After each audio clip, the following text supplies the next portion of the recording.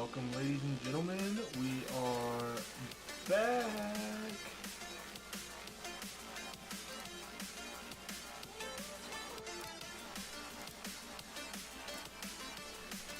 There we go.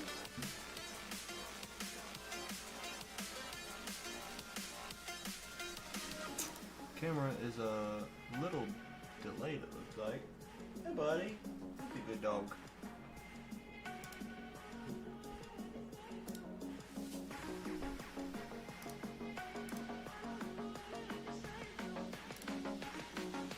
Alright, let's see, gotta copy this, gotta go to Discord.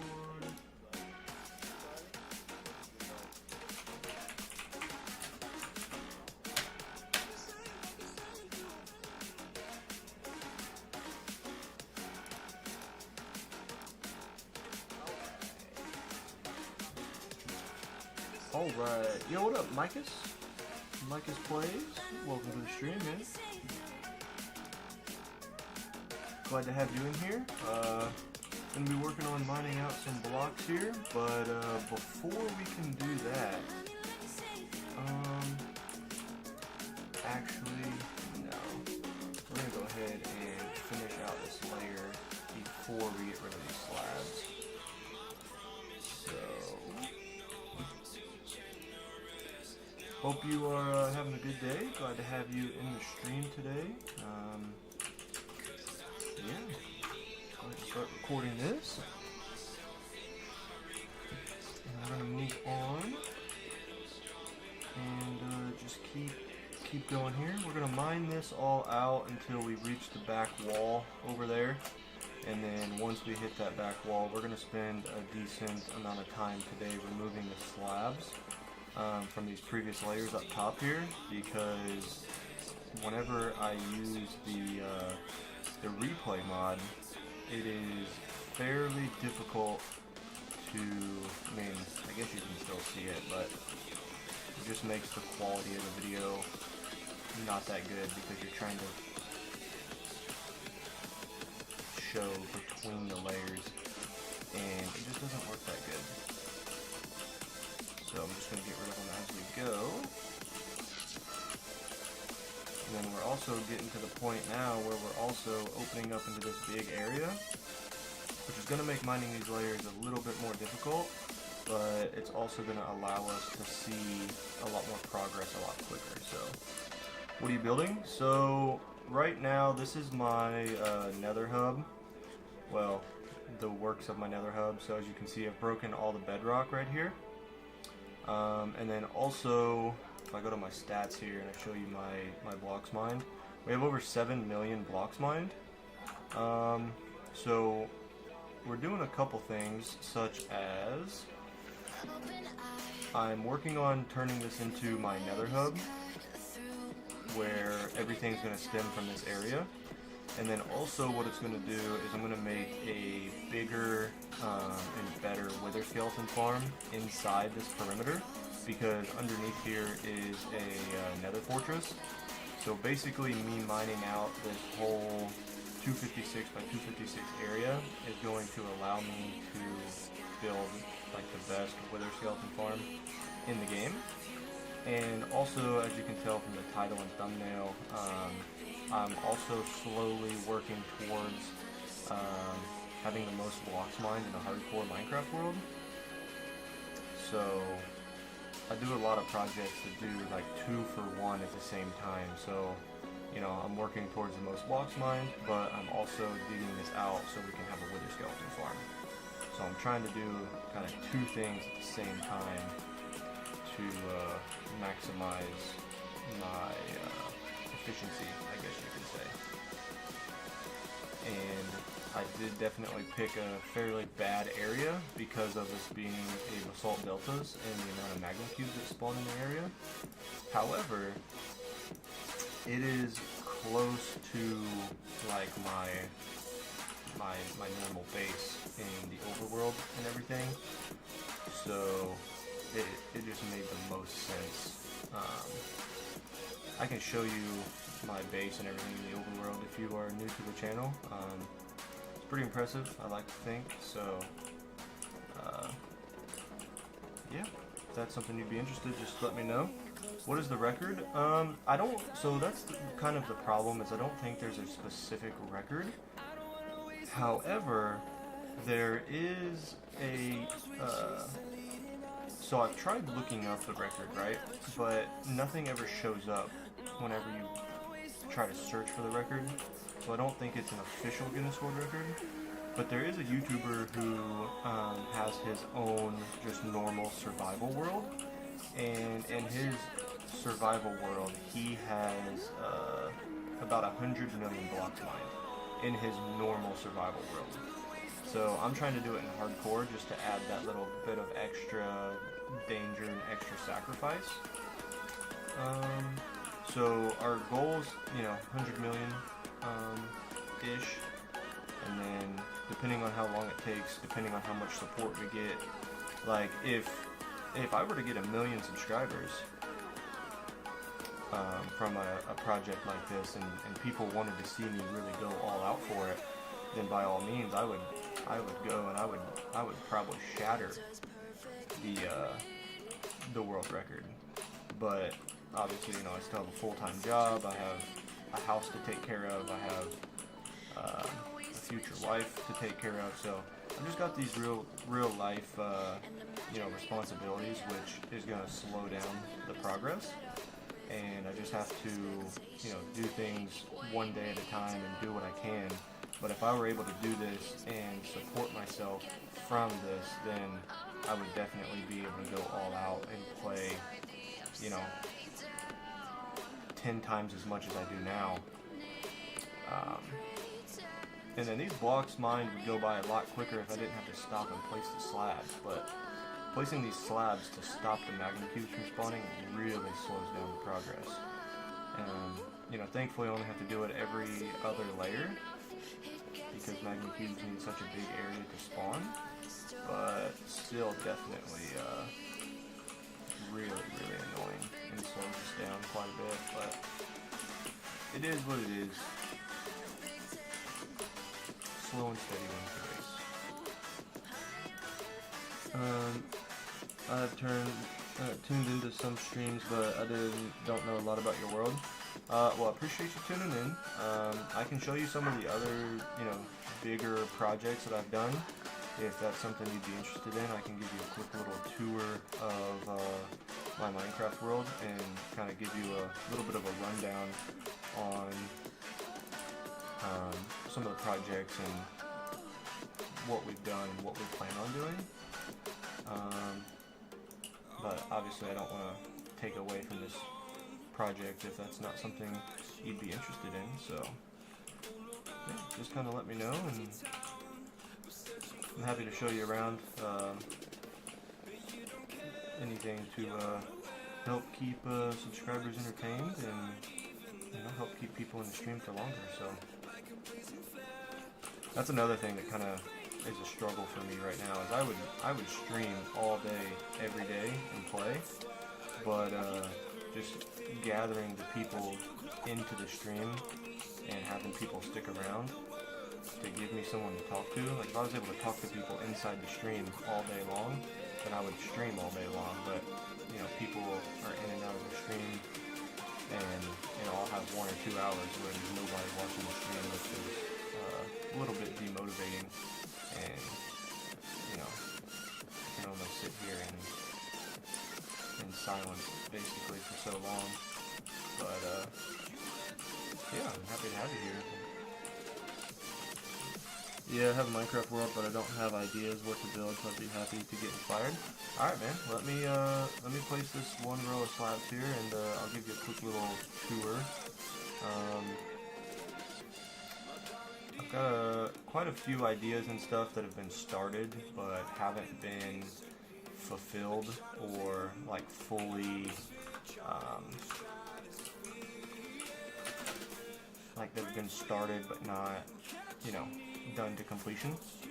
So this is my little 256 by 256 nether perimeter I'm working on here. This is an iron golem farm that's connected to my main base in the overworld. So just going to go ahead and go back to my main base here.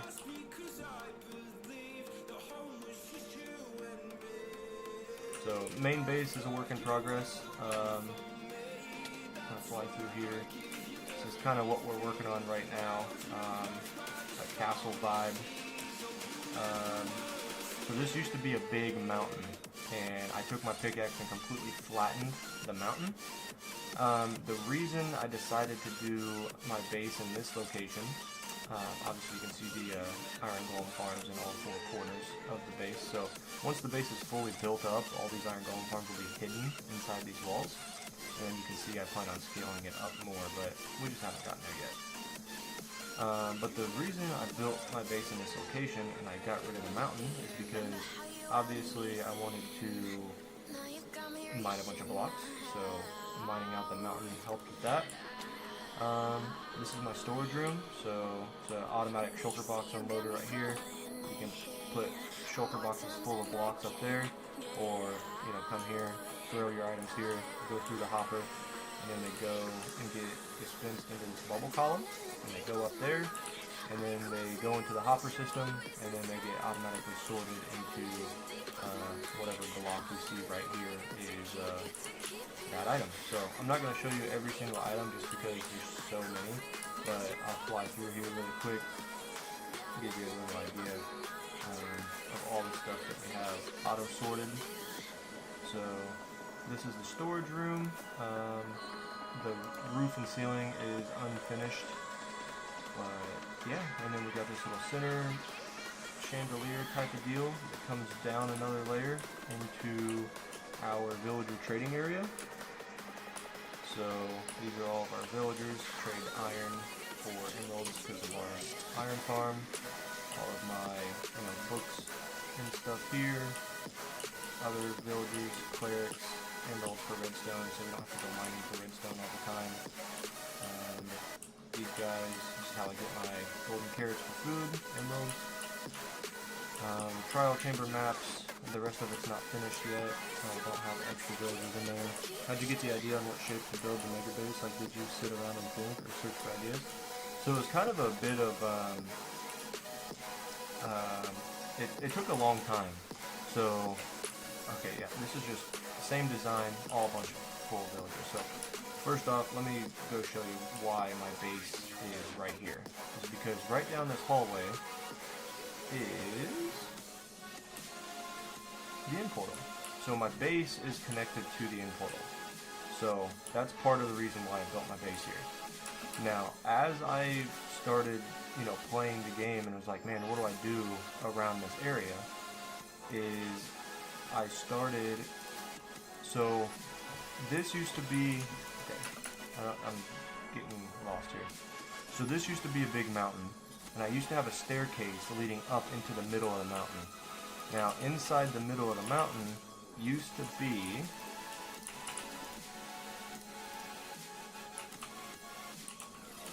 be a big tunnel. So I used to have a staircase that would go like into here. I had a big circle here, and then I'd have another drop down circle right here, and this circle dropped down into the storage room. And so I built this storage room when I had a mountain up there. And I built this storage room here because, again, the end portal is right there. I wanted quick and easy access in and out of the end portal. So I started, digging, and I was like, oh, I'm just going to have a mountain base. Well, then, as I was digging, I'm like, man, I could just break the record for the most blocks mined. So in the process of digging out the storage room and building this base right here, I started this project over here where I would mine one vertical layer from surface to bedrock for every subscriber until we broke the world record. So I'd literally stand right here and mine straight down all the way to bedrock for each person that subscribed to the channel. So that's what this hole is. I also have this little tunnel here that connects into the main base. So if we fly down here, you'll see I've got this little thing, this little waterway connection that connects to furnace array, and then more of the base in here. So it's just like one of those things where I spent so much time in this area that my idea has always changed. So it went from having an underground dugout base to digging out the whole mountain and building a base. And so it was just like my own ideas that kind of evolved. So this is all of my end stone. You can see I have a lot of end stone mined. Obviously, also all these blocks filled with shulkers for when I mined out those that vertical layers. So I've got a bunch of stuff here, but yeah, it's just like I've played and my ideas over time have evolved. So I was going to do just an underground base, and then it transformed into oh, I'm streaming, I'm getting viewers, like I need to actually make something. And so yeah, in the nether here you'll see like this obsidian tower is mined out. Well, almost. This obsidian tower is completely mined out. So I plan on mining out every obsidian tower, and then also mining out the entire end island. So that is a plan of mine as well. You can see we've kind of started that, and why I have so many shulkers filled with endstone. And then if we go back here, I don't have a bed because I don't like to sleep in a bed because it counts as a day slept even though it doesn't. And then this is an old shulker farm that no longer works anymore, but these are just extra shulker shells. I have like a full double chest filled with shulker boxes filled with shulker shells, so I've got plenty of that. This is an iron golem farm in the spawn chunks, so should always be working, but because of the other one is so big, I don't have to use that one anymore. And then about 2,000 blocks away is where the existing base is. But I'll show you my original starter base area. So I had this little island because it was hardcore, it was fully secluded, so as long as I torched up the whole island I didn't have to worry about mobs spawning and a creeper coming behind me to blow it up. Had a little underground base set up, automatic villager farm there, you can see some sheep. So yeah.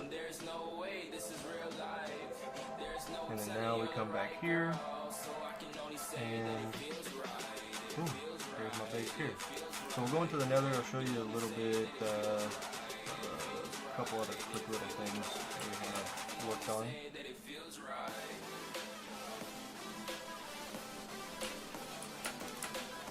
So, we go, that's a pigman farm, so I think it's down here. Yeah, I'll come back to that. Let me fly over to this side of the perimeter here. So if I fly to this side, we are working on a tunnel right here that will lead up to this portal.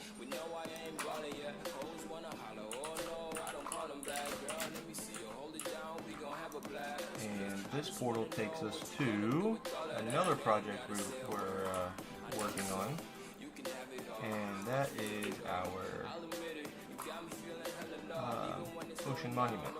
So obviously another work in progress, but yeah, this is something I'm going to be really excited to have done and finished eventually in the future.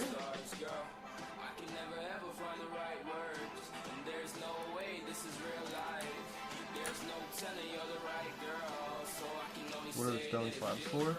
Are you talking about stone slabs here? So in a basalt deltas, basically like the only mob that spawns is magma cubes. And when you're trying to mine all these blocks, magma cubes spawn like crazy.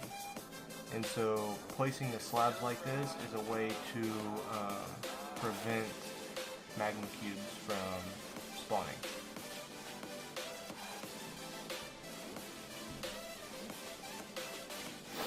So see, you can see that there's a couple magma cubes right here just from like missing, like see how they can like spawn on this area right here. So, or even like there's one right there. And so when you're trying to mine, these things are just so stinking obnoxious. And so I gotta try to prevent them from spawning as much as possible. Off the top of my head, there's only two things left that I could show you. And it's a really simple wither skeleton farm and a really simple creeper farm. So other than that, there's nothing else really to show you. I kind of gave you a quick rundown of all the big projects we've worked on so far. So, yeah. Now, I don't watch Minecraft videos on YouTube anymore, and if I do, it's just because like the thumbnail really catches my attention. So, I've watched YouTube for like Minecraft for like 10 to 15 years, and I've been playing Minecraft since, I think I started like about a year after it was released, and I've had Minecraft on the PC specifically for almost 11 years. I think Christmas Day of this month will be 11 years that I've had Minecraft on the PC. So, I've been playing Minecraft for pretty much my whole entire life, to be completely honest with you. And it's one of those games where I can just load it up and play and make progress and do my own thing, and I don't have to rely on my friends getting online.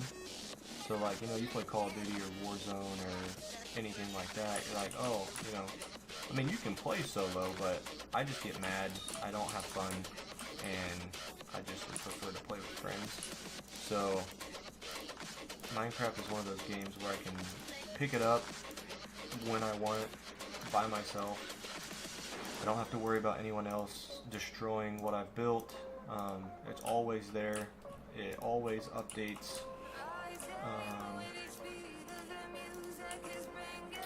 And like also with Call of Duty, if you put Call of Duty down for 6 months and you come back to the game, you know, well, how many new guns are out?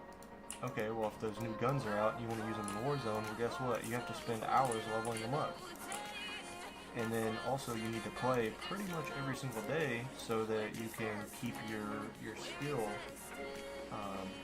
level up to compete against other players. And it's like, I got a full-time job. I can't be bothered to put in the amount of hours that other people are putting in the game. And so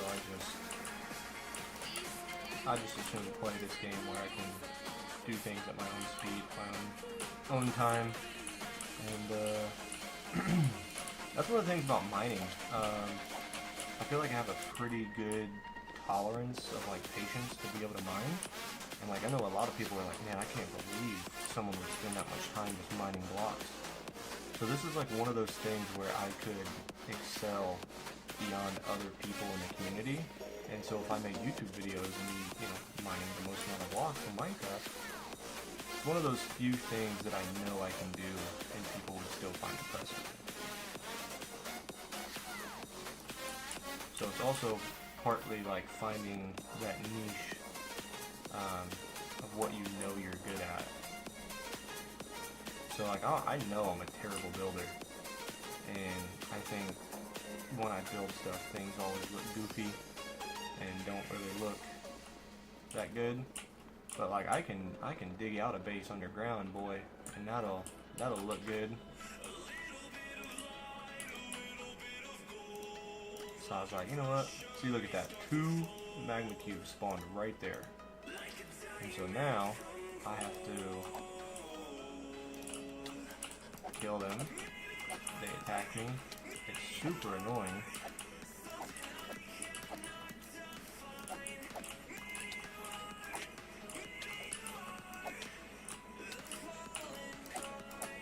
And if I was trying to mine while they were still alive, they would just aggro towards me, and then my thorns on my armor would kill them. They'd split into all these little tiny babies regardless, and I'd have to end up killing them anyway. Because whenever you take damage, you stop insta-mining for a split second. So having them around would just slow me down even more. Are you kidding me? Now I gotta go back, empty my inventory, fill up with stone slabs again. Yo, what up, MKT? Welcome to the stream, man. Hope you are having a good day, enjoying yourself. Happy to have you here, man. Alright, so we gotta get rid of all this stuff so we can refill our inventory with slabs here.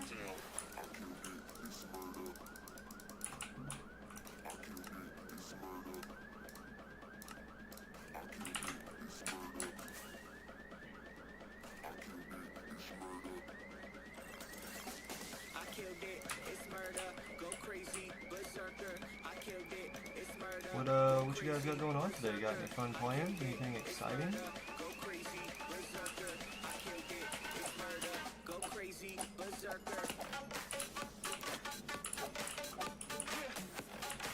think my dog's chewing on something. Hang on.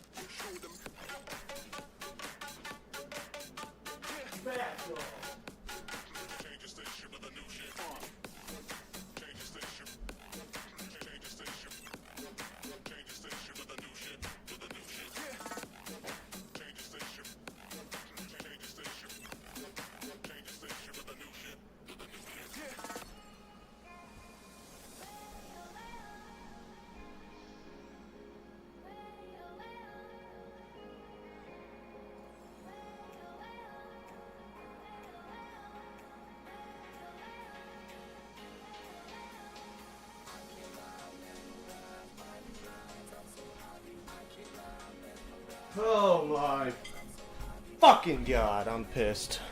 I am fucking pissed. My goddamn dog just obliterated my TV remote.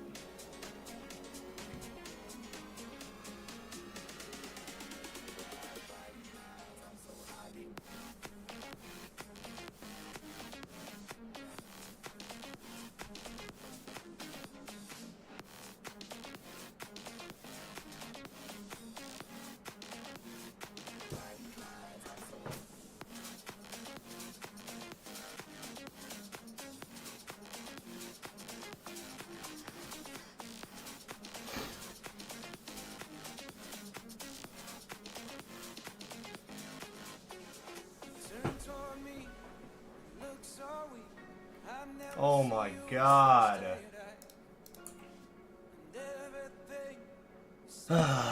It's 11 p.m. for you and you got an exam tomorrow? Dang, son. Well, I appreciate you stopping in for sure, man. Hoping the best for you.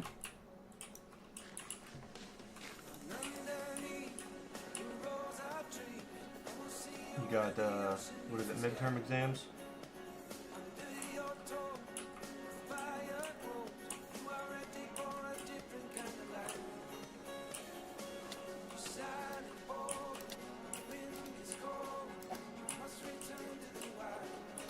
Where are you at that it's 11 p.m.? Must be in some kind of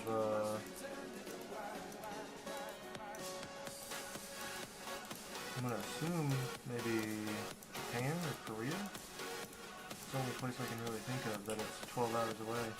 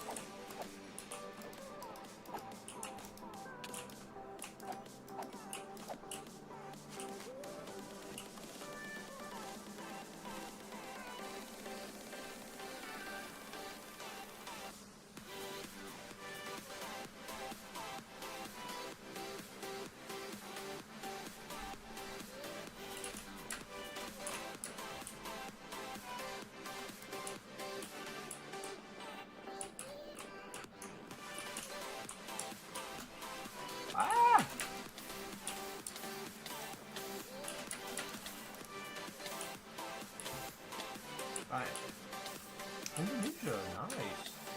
It's a place I actually have wanted to visit for quite a while.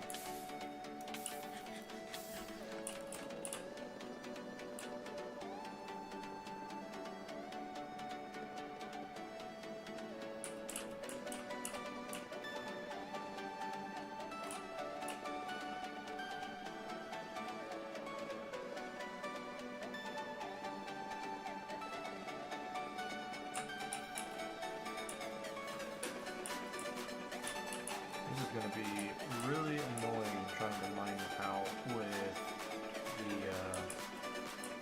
big old gap there in the middle. I can try to mine in a circle around it, but I guess the bigger this gap is, the less slabs I have to place, which is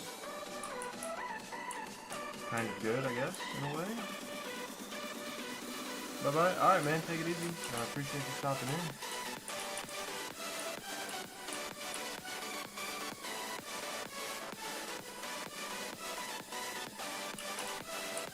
Oh, I'm so mad I don't see that remote.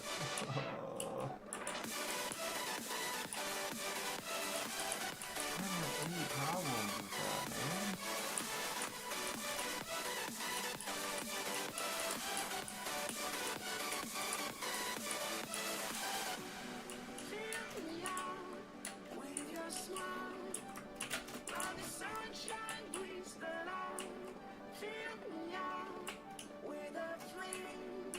Spleef myself, just watch.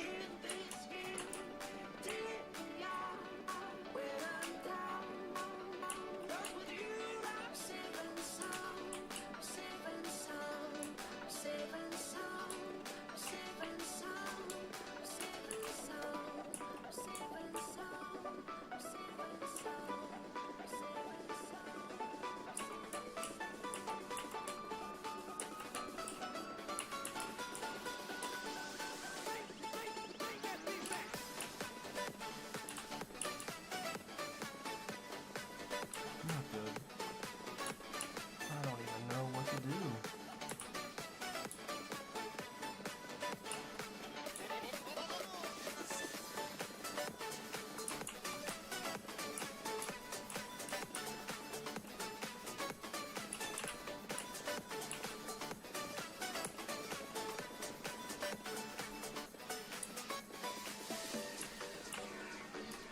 Micus, you still in the stream, man?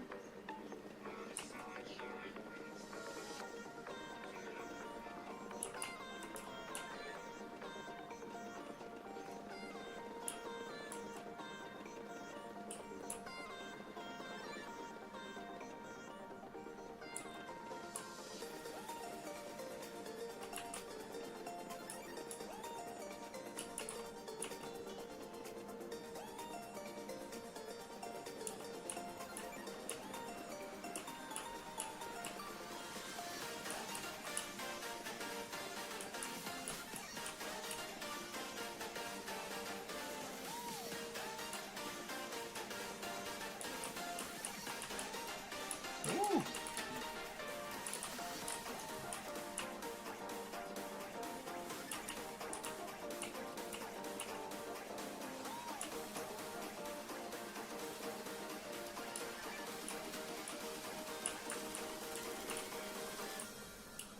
Yeah? Alright, man.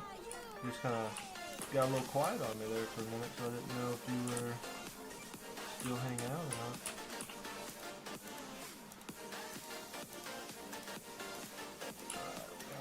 Quite a bit mined here. Gotta make sure we slab it up so we don't get any creatures spawning.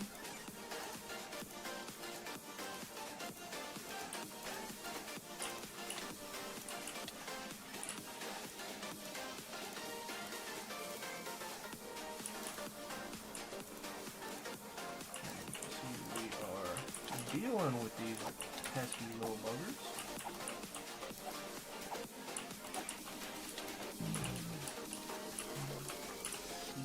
Not sure if you were to hear that birthday, but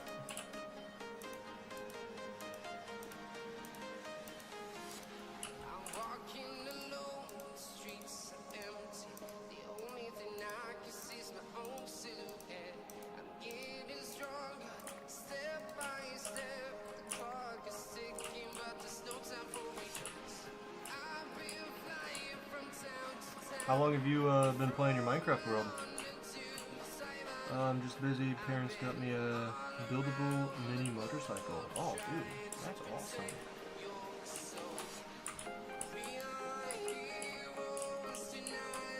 Be careful on that thing. Make sure you wear a helmet. Helmet is very important.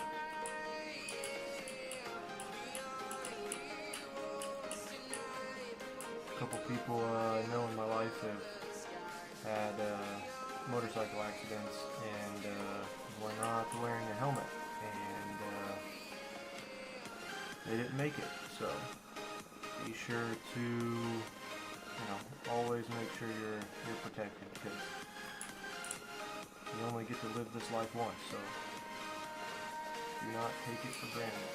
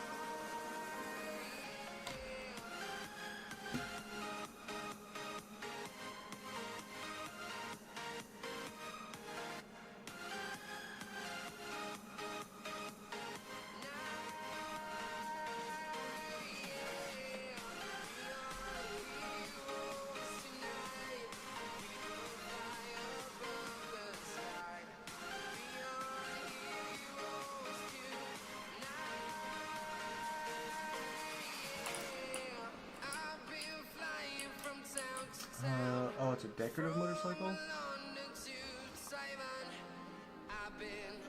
You do have a dirt bike, but on that you're wearing a helmet? Okay, good. Yeah, definitely glad to hear that. I used to have dirt bikes, and then my family house ended up catching on fire, and the fire started upstairs, and right underneath it was our garage, and my dirt bike was in the garage downstairs, and I was like 10, and after that I just never ended up getting another one, which was kind of okay with me because I didn't really enjoy it as a kid. As I've gotten older, I think it would be fun though. But yeah.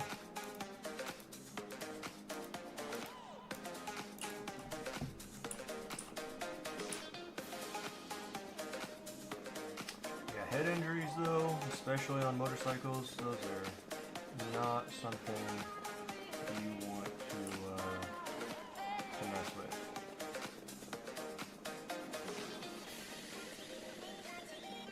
It's one of the few things that, if you injure it, one of the few things that cannot actually be fixed. So, you're gonna go eat, but you'll be back? Alright, man. I'll be here.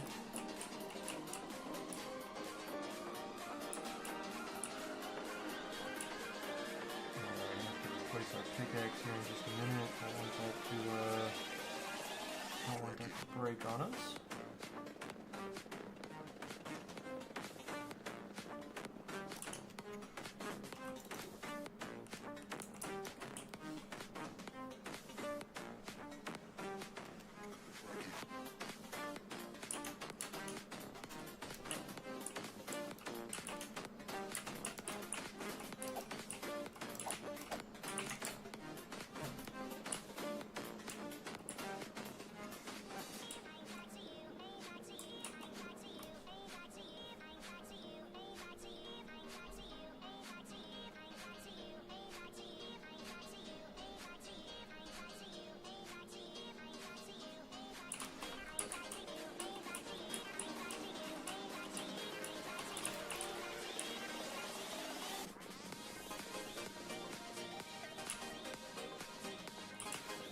not looking forward to removing all these slabs, because the way I had envisioned it in my head is I would just break the one whole layer at a time.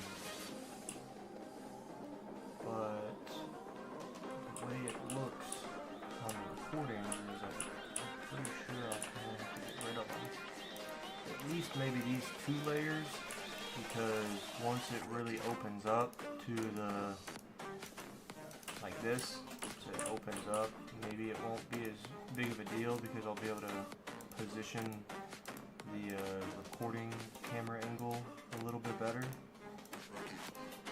But yeah, I don't know. I just know it's gonna take forever trying to break all the slabs.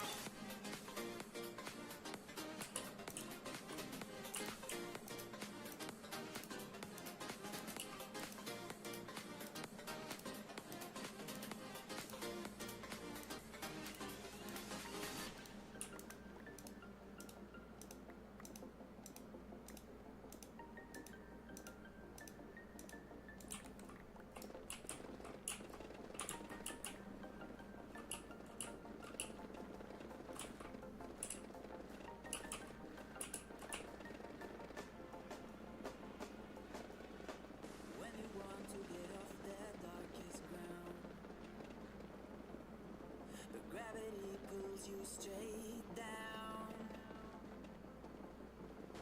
earth from a bird's eye view. Get out of my way, piggies.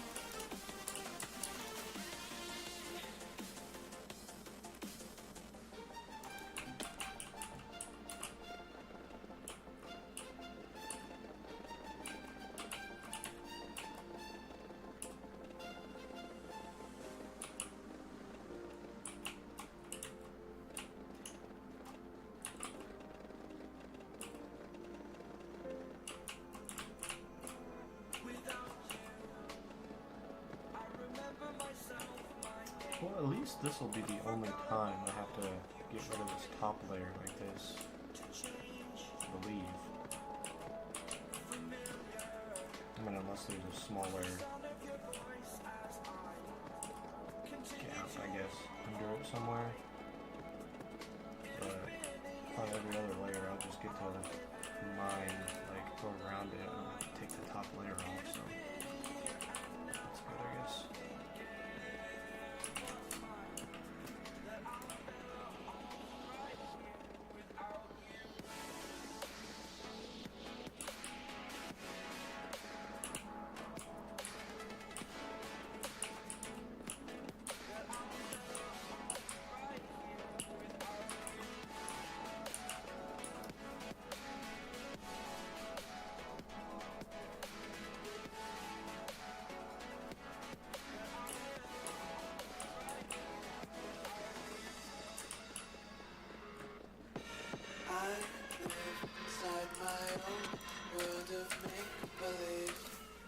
Kids screaming in the cradles, profanities.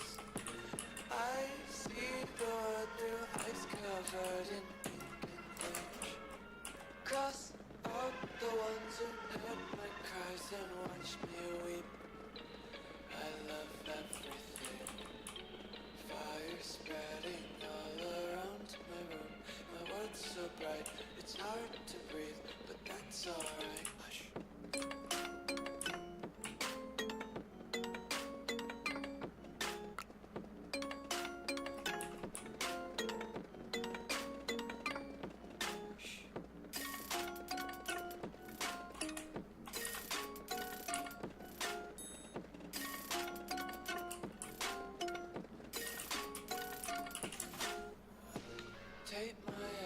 Google something really quick.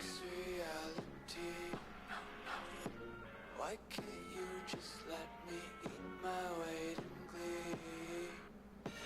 I live inside my own world of make-believe. Kids screaming in their cradles, profanities. Some days I feel skinnier than all the other days.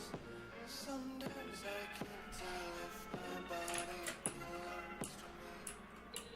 I love everything. Fire spreading all around my room. My world's so bright, it's hard to breathe, but that's alright. Hush.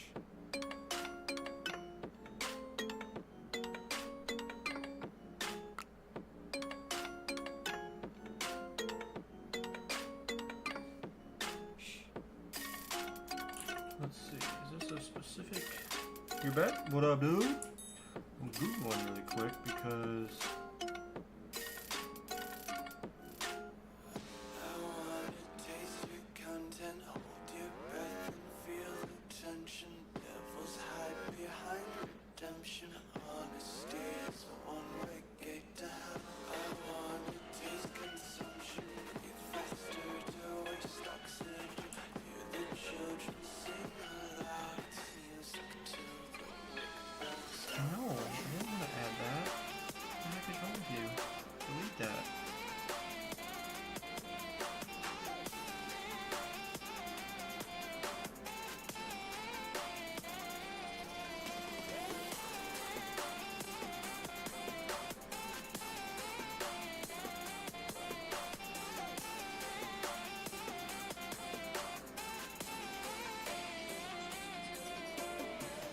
In the dark we fight, you take the What'd you get to eat there, my man?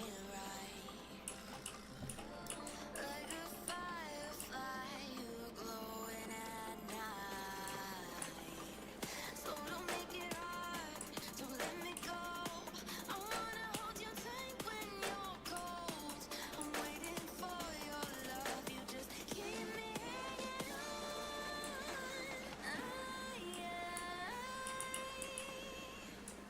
I deserve to stay, and I will find my way.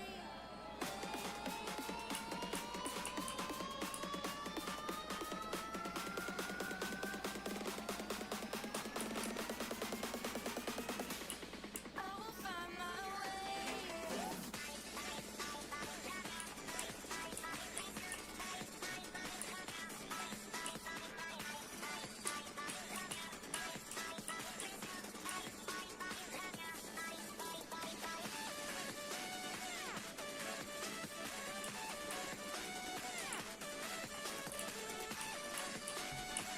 Dumplings. I had some leftover dumplings from Thanksgiving. I took them to work this week and ate those for lunch. My leftovers. Actually, pretty glad that all the leftovers are pretty much gone though, because I'm having to switch up my diet again because of some health related reasons. Gotta get back on the train because I've been hurting recently, so gotta get rid of that kind of food.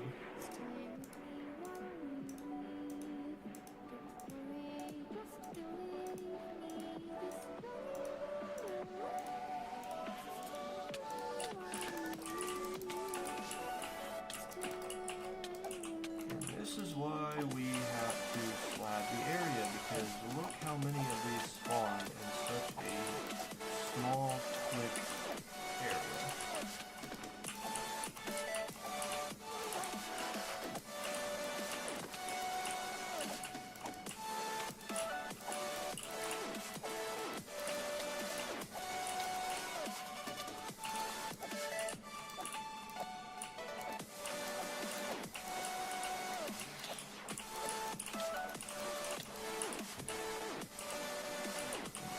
Gracious, man, leave me alone.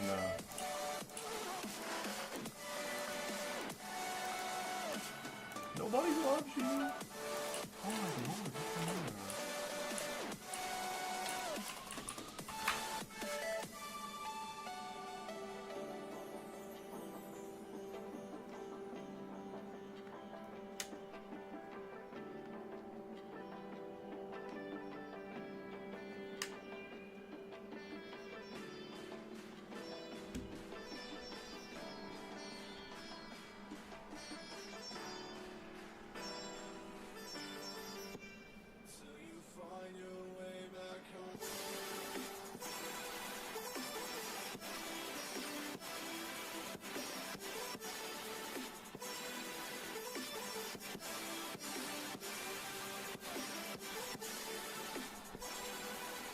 Suggest you build a mob switch. So that's something I did actually try to do. I tried to trap a bunch of magma cubes to take up the mob cap. And apparently name tagged magma cubes don't count towards the mob cap. So yeah, had to throw that idea out the window. Don't let me drown. Don't let me drown. Don't let me drown. Hey man, god dang.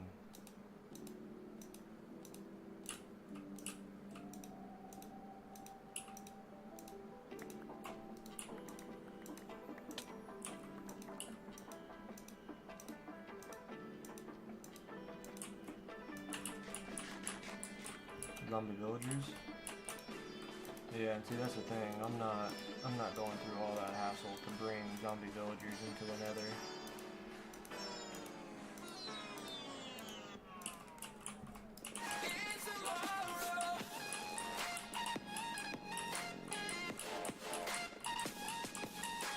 I know I'm probably going to spend more time placing slabs than it would take me to bring X amount into the Nether.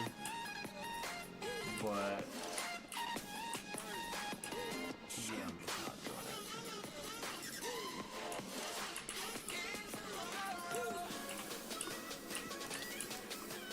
Dang it. I'm on fire! You're on fire, Ricky Bobby!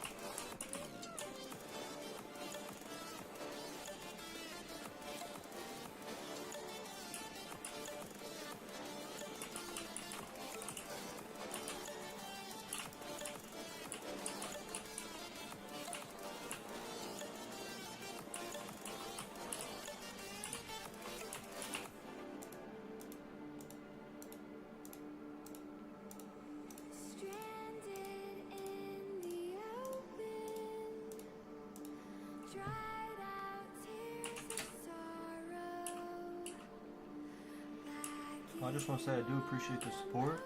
Appreciate you being here. Really does mean a lot, so thank you very much. Waiting for the final gates to open to a new tomorrow. Moving with the motion, following the light that sets me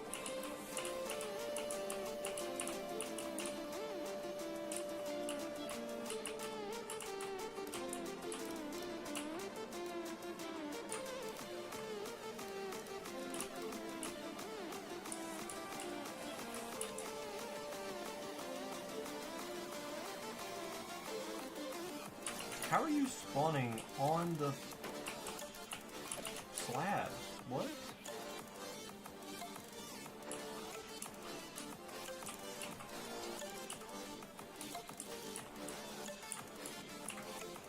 I really do appreciate that, my man.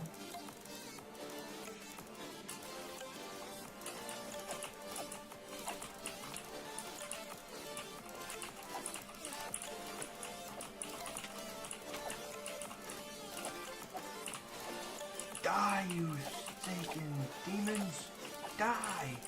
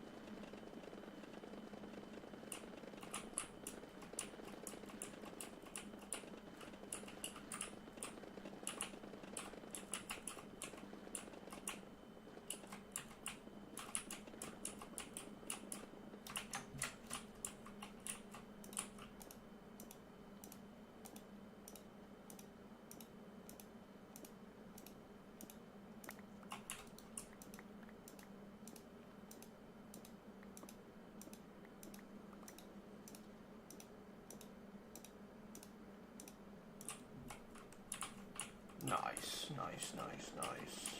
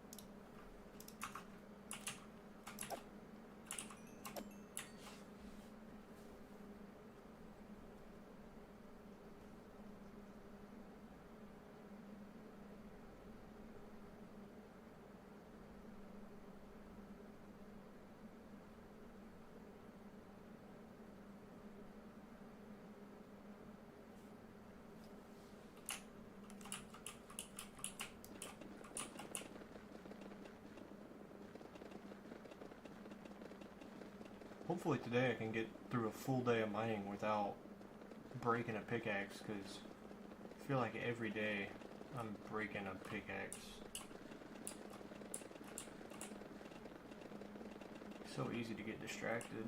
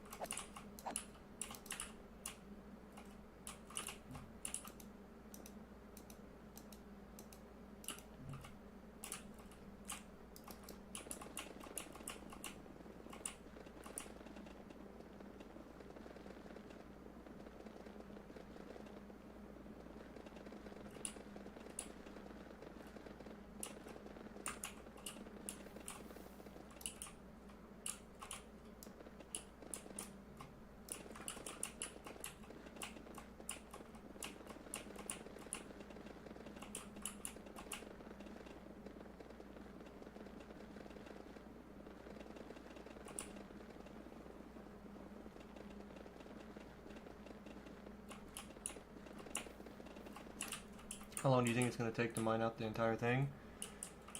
Well, I don't really know.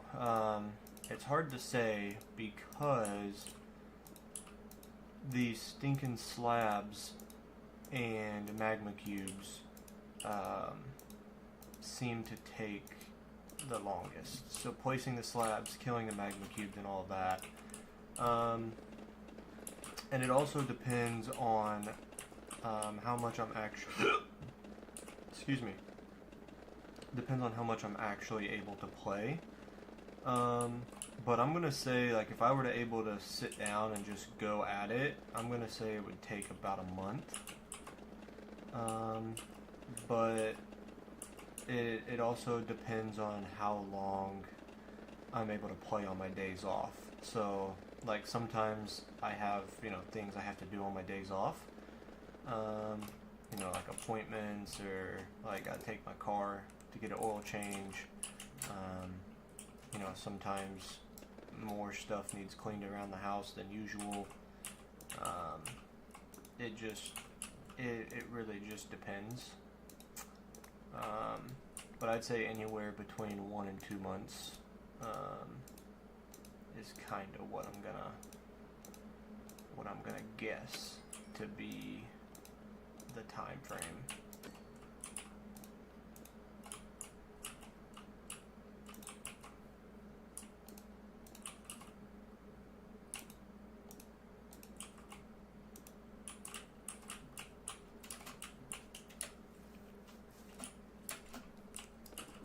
Because I could be mistaken, but I'm pretty sure I remember when I very first started this project and I was able to mine out like a layer of 2 like this from like side to side without placing slabs. I'm pretty sure it takes like 2 to 2.5 hours of just non-stop going at it.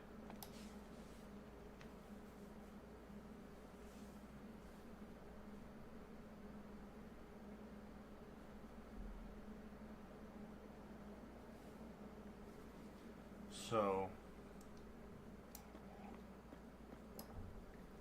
and then obviously it at least doubles, if not triples that, on a layer like this I'm working on right now, where I have to place the slabs down.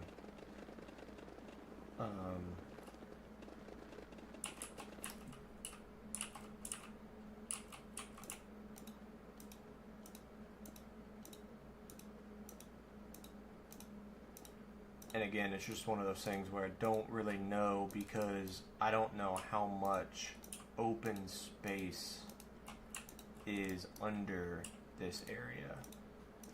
And by open space, I mean like this area right here. Like, I don't know how much of this is open. I don't know how much, how much time I'm going to be able to save from it opening up like this.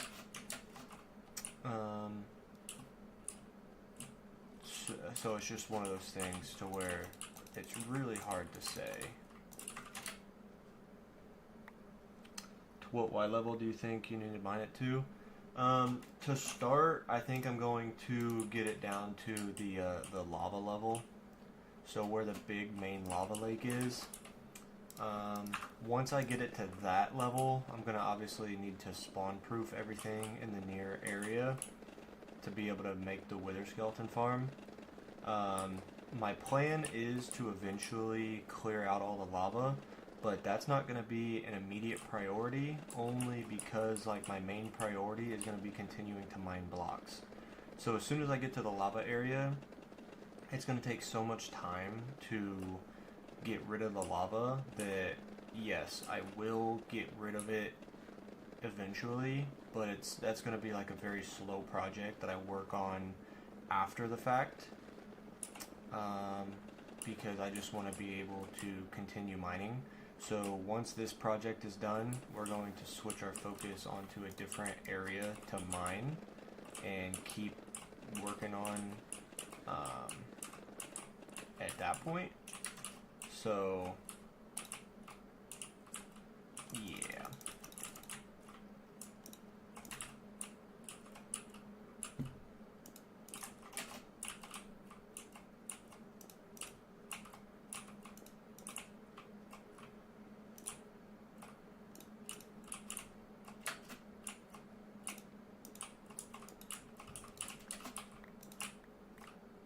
Also, I've found this out kind of playing a different game, but I realized one of the things I enjoy about mining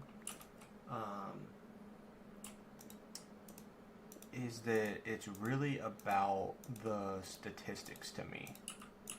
So I play an idle game, and one of the things I really like about it is the statistics of it, like the numbers you're able to achieve. It goes off of waves, so like the waves skipped, like how many researches you're able to do in the laboratory, stuff like that, and just the like building up those statistics is something that's really intriguing to me. So like playing Minecraft and increasing my blocks mined, increasing my time played, increasing my distance walked, and increasing my, like the amount of jumps my character has, and, distance flown with an elytra. Like, it sounds silly, but I want to have a world where, like, all of my stats and everything are just so much better than everyone else. The only thing for me that's, like, going to be relatively impossible, well, I say that, but it just takes one person to die. But, the days, like, Minecraft days, there's a guy named Linksy who is on, like, 52,000 Minecraft days in his hardcore world. So, like, unless he dies, it's going to be hard for me to catch up to him. And the main reason for that is because he sleeps in his Minecraft world. So he's able to skip, real life time. And the reason I say that is because I don't sleep in my world. So I want to be able to accomplish as much as possible in as little days as possible. So in order to do that, I don't sleep so that my Minecraft day counter ticks a lot slower. And this is also the Minecraft world that I've spent the most time in. Time played, Minecraft days, etc. It's the game single world that I've spent the most time in. So that's also cool to me as well. I usually get, I have a main project idea, and then I'll think of something else and end up quitting, and I won't continue on. So I actually had this idea for, mining blocks and stuff, like 4 or 5 years ago.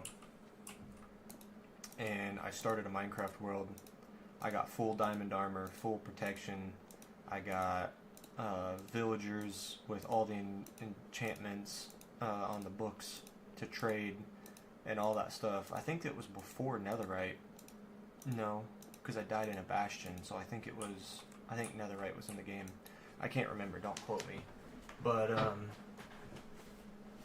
yeah, I was playing that world and ended up dying to a glitch. I went to a bastion, and one of the mobs, it was my first time ever in a bastion, and one of the mobs was invisible, and it wasn't loading in properly, so I couldn't see him, I couldn't hit him, I couldn't anything, and he was just hitting me. And so I ran away, blocked up in a corner, and I didn't realize at the time that all I had to do was log out and log back in, and he would have appeared. But, yeah, it was my Minecraft world. Had like 500 Minecraft days or 1,000 Minecraft days or something, and I ended up dying. And I'm like, okay, I don't know if I can do this again because it's hardcore, and if I die, I lose everything. Like, that's a lot of real life time that I'm just going to waste if I keep playing and dying. Well, there's a video on my channel of mining 2 million blocks.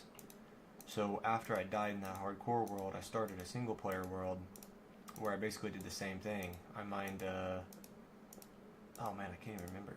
Was it 500 by 500? Or 200 by 200. I think it was 200 by 200. And this was before Deep Slate was in the game. So it was only stone. And I mined it to bedrock. And it gave me over 2 million blocks mined. And so I just recorded it, put it up as a video, hoping that it would do well. Well, it was a boring video. It didn't have, fun edits or anything like that. So the video only has like 200 or 300 views on my channel, so it didn't do anything. And so it definitely felt demotivated. But I did that, and then I built like one of the world's biggest iron golem farms, and it produces like 80,000 iron an hour.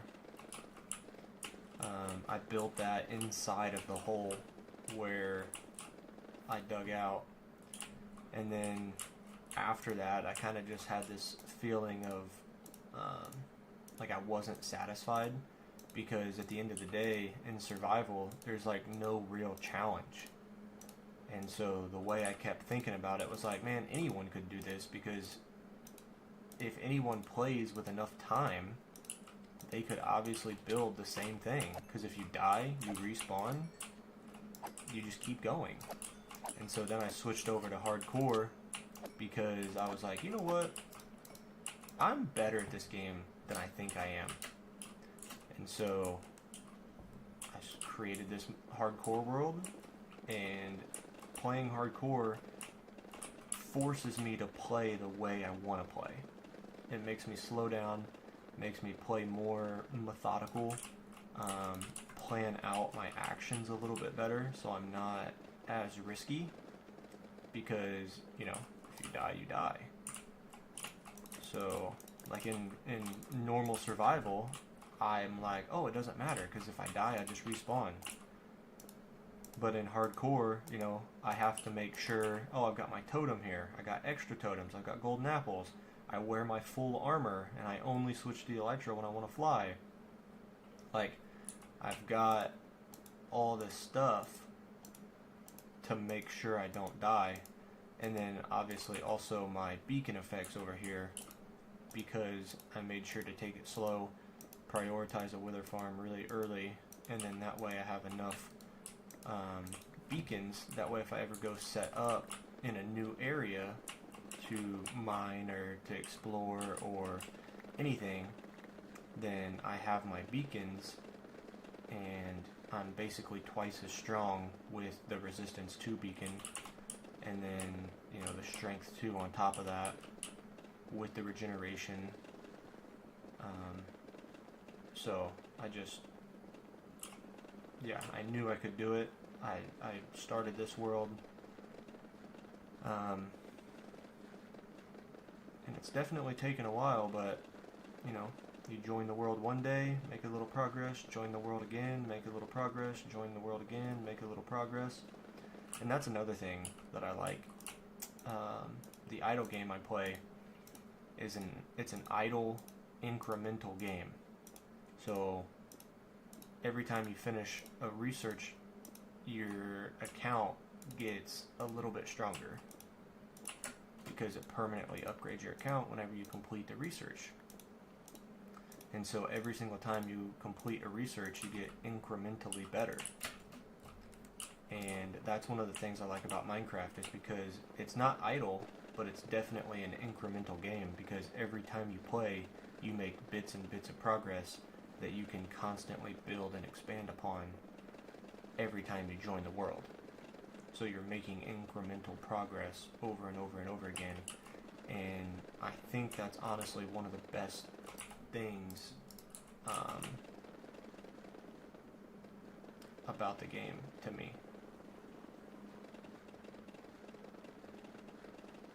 So it just kind of keeps me going. And then obviously every time you play and you make incremental progress, just like how I was mentioning, I'm a statistics nerd, so I like when my statistics go up.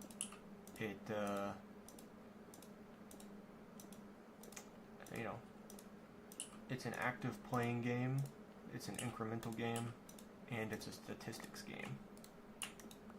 So it's kind of like an everything put into one.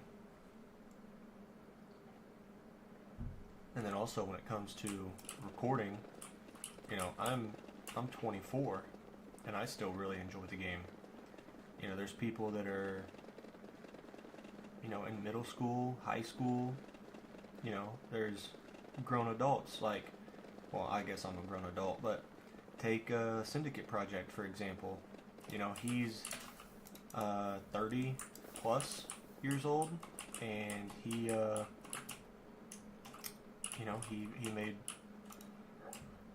made a career partially playing Minecraft. He, I mean, he doesn't play it every day, but he definitely, he had a series he played about 6 months ago on his channel. So, you know, it appeals to such a wide range of audience members, from a younger audience to a full-grown adult audience. There's just so much you can do in the game. So that's another reason for, like, you know, if I wanted to make a YouTube channel and grow the channel, it's a game that has such a wide ranged audience that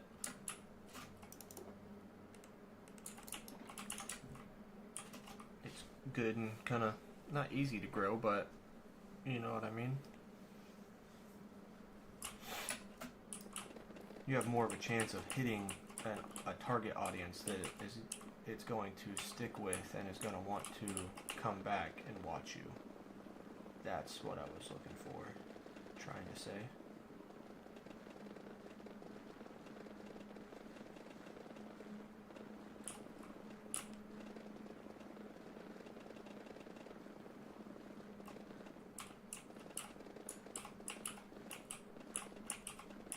Alright, what do we got here? How far does this go? Because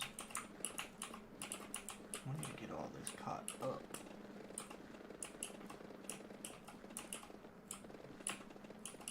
That's the thing, like, if this is just one layer, it would be easier to just break this one layer to prevent anything from spawning on it, opposed to placing slabs and then also having to break the slabs off of it. So we're just going to mine this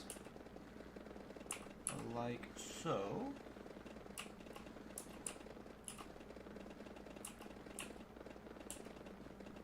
And then we're also going to go and break this too. You're going to go for like 5 minutes, but I'll be back. I got something to do. Alright, man. I'll be here, man. Appreciate you letting me know. Does say we got 2 people watching, so here in just a couple of minutes I am going to go refill my coffee, but that'll literally take me 30 seconds, so just want to give you a little heads up. I'm going to step away for not that long at all.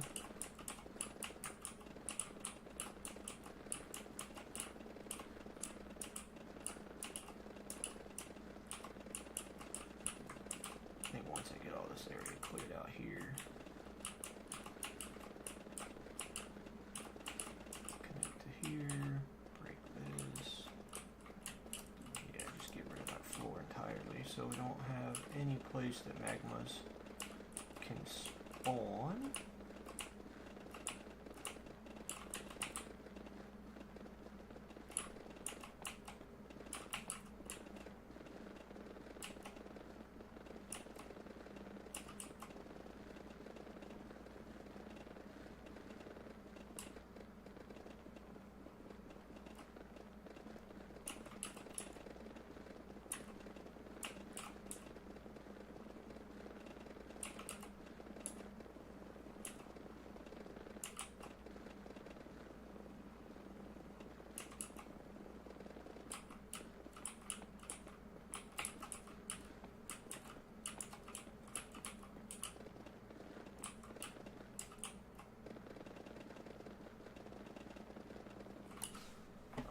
Check something really quick, guys.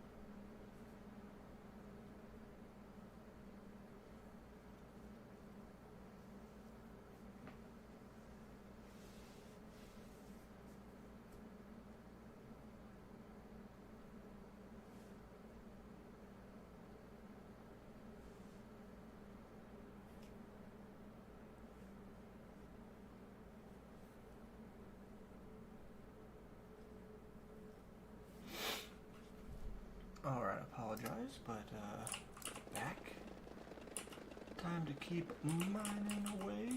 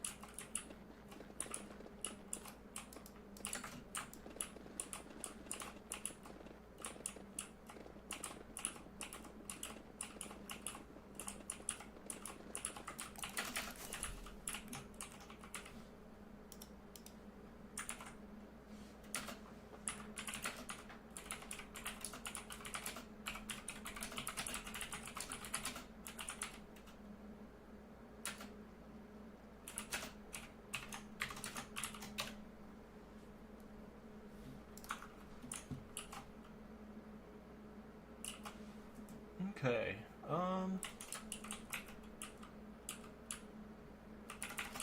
I need to keep removing this.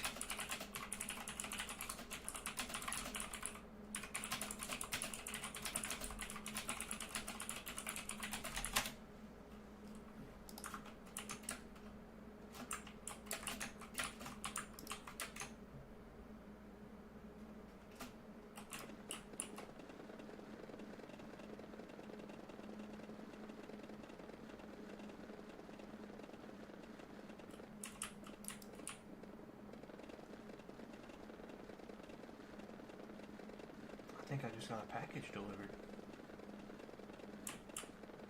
Said there was somebody at my front door.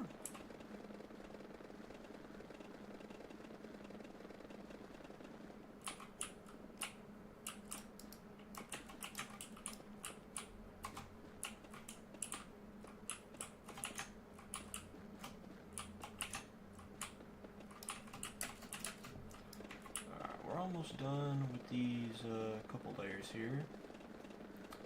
I just really don't want to place slabs, because if I placed them I just have to go back and break them anyway.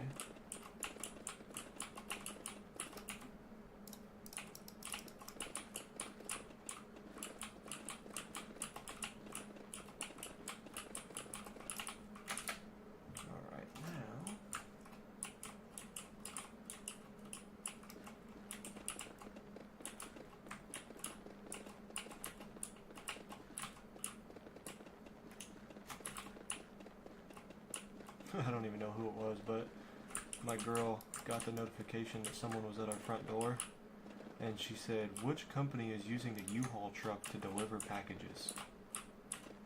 So apparently someone is renting a U-Haul truck and driving it around town to deliver packages. I mean, hey, if you can make money and save the miles from putting it on your own personal car, I mean, shoot, why not?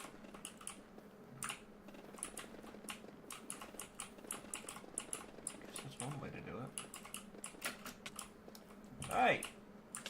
Don't hit me, fool. What the heck is wrong with you?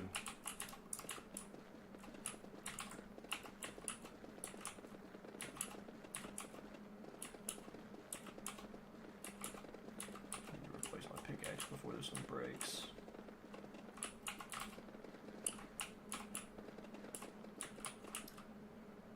Yo, what up, Aaron? Welcome to the stream.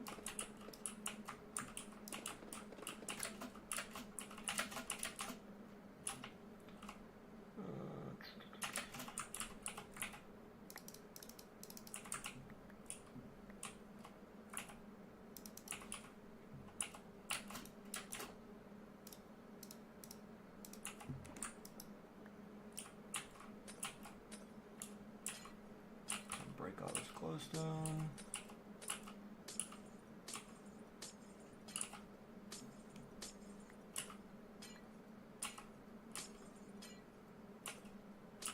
I said I was gonna go refill my coffee and then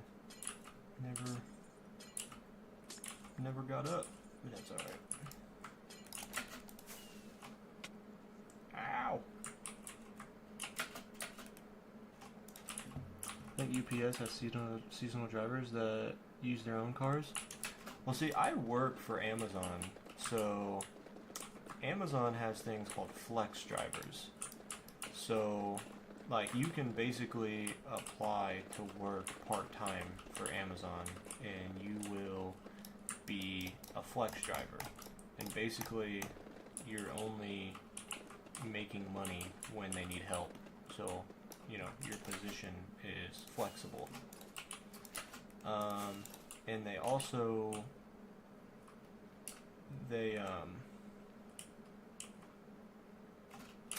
Amazon Flex drivers will deliver packages in their own personal car.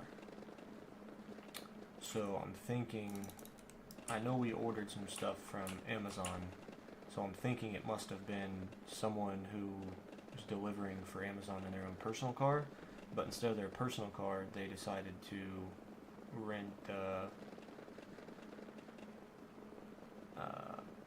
U-Haul truck, I guess. I'm not sure. Oh, I guess my girl just told me it was not an Amazon package. It was somebody else. So I guess it must have been UPS, because I think that's where it came from. So good call.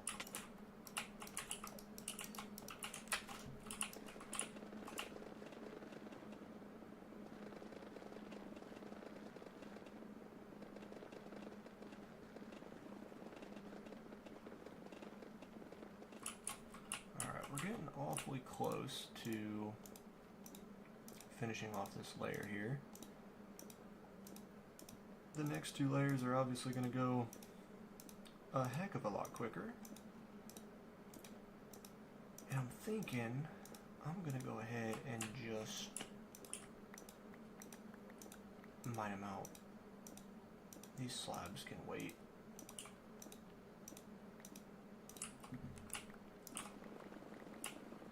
I'm in the mood to mine, and I don't want to stop to break slabs. You're back? What up, dude? Welcome back. Still a funny way to have a package delivered? It sure is. I didn't order anything from U-Haul. What the heck are they doing at my house? But I mean, I guess, yeah, if they, you know, they only have enough trucks for their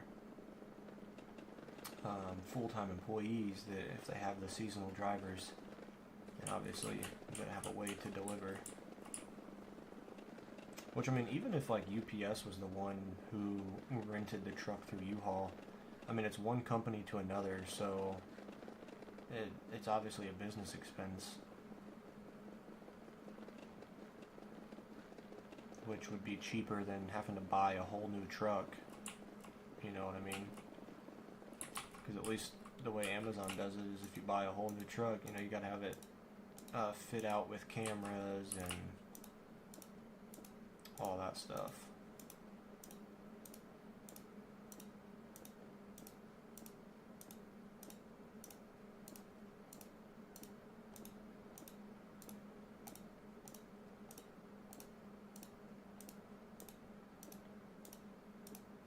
Alright, I know I said it a while ago. Give me 30 seconds. I'm just gonna go refill my coffee and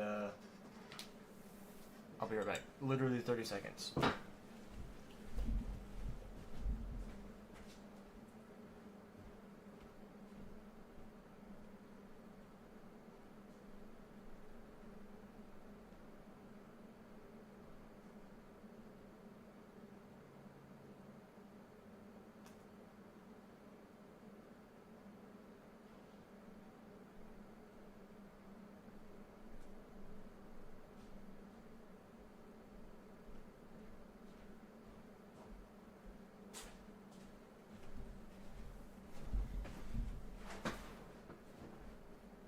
I'm back.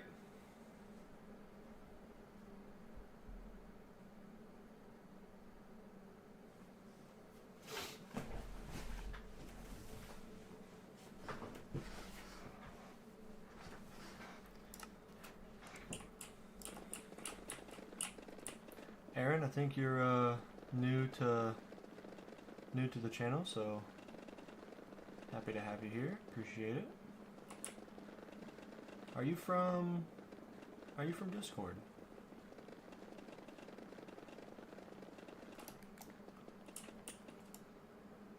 And I ran out of food.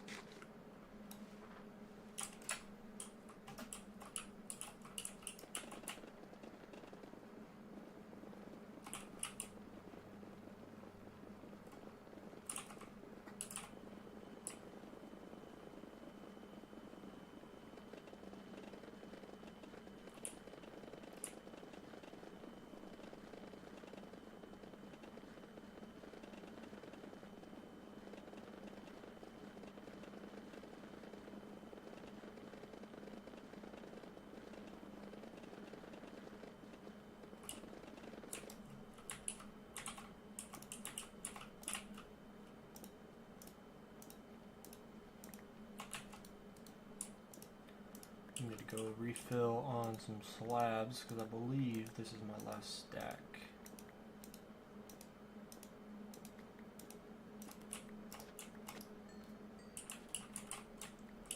Just a random recommendation, thought you'd check it out. Well, appreciate you, man.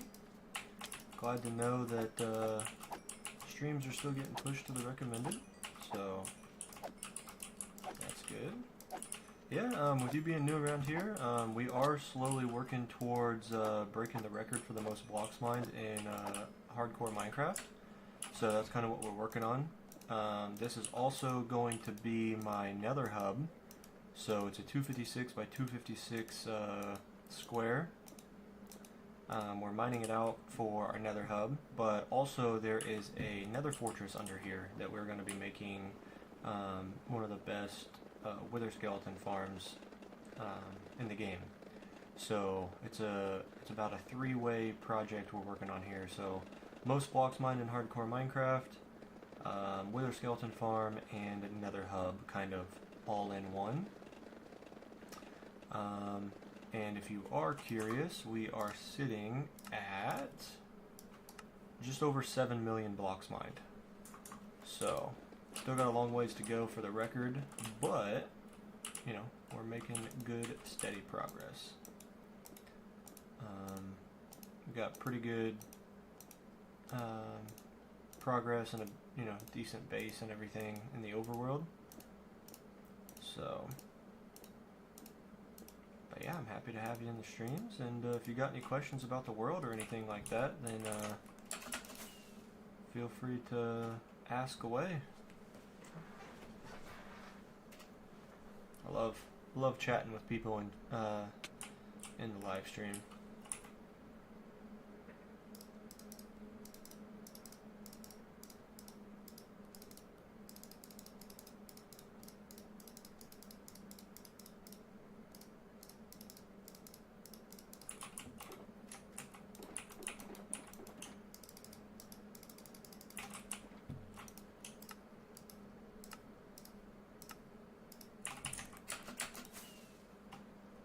Sounds like a big project? Yeah, for sure. Destroying all the bedrock took forever. Because as you can see, it's the nether roof, all the bedrock is gone, so took a while getting rid of all that.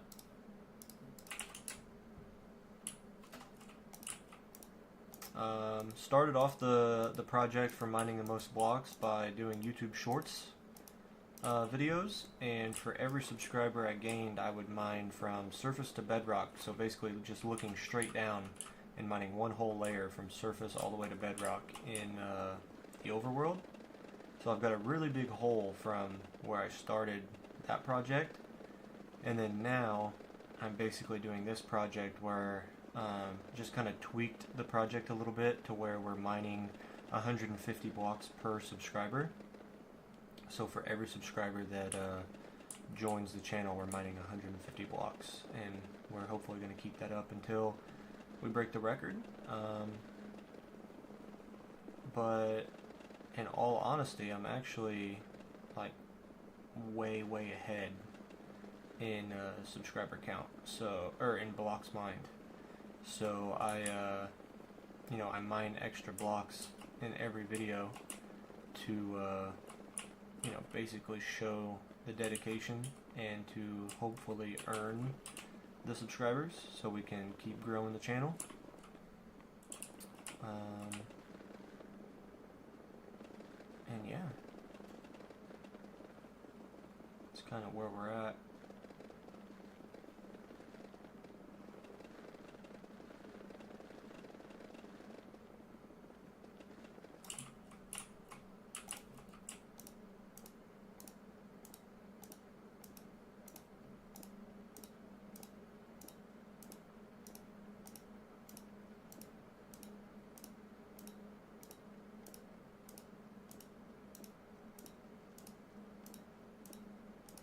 Yeah, we don't sleep in this world, and we don't use TNT duplication, and we also don't go AFK. So we don't have any farms that we sit at overnight. So we don't AFK, we don't use TNT duplication, and we don't sleep in a bed to skip through the night. So all things to basically kind of increase the difficulty of hardcore, I guess. And by the time that I hopefully break the record, then it'll be seen as a little more challenging, or maybe a little more respectable, maybe, on my name. So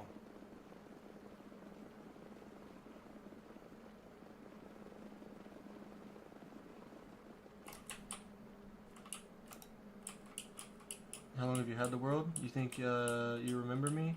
You saw those shorts a while back? This world is a couple years old. I don't know exactly when I started the world, but I took like a 1 or 2 year break. So I want to say that this world was created in like 2021 or 2022. So I've had it for a couple years now, but the world is 3,093 days old. And I can show you my stats here in a minute too, more than just the blocks mined. So on this world we have 34.98 days played. Also, it's going to say time since last rest, because as you can see, I'm on 3,000 days, but I have 159 times slept in a bed. At the very, very beginning of the world, I did sleep in a bed, but then trying to breed villagers, you have to place down beds, and I've accidentally right-clicked on a bed a couple times. And so even though I lay down, I get right back up, and even laying in a bed counts as time slept in a bed. So that's why like time since last rest is 9 days. It's because that's how long I've played since accidentally right-clicking a bed. Sneak time. Have over 9 days of sneak time. That's crazy. Yeah, and then like I showed earlier, I've got those 7 million blocks mined right there. So, goodness gracious, are the zombie piglins having a party over there?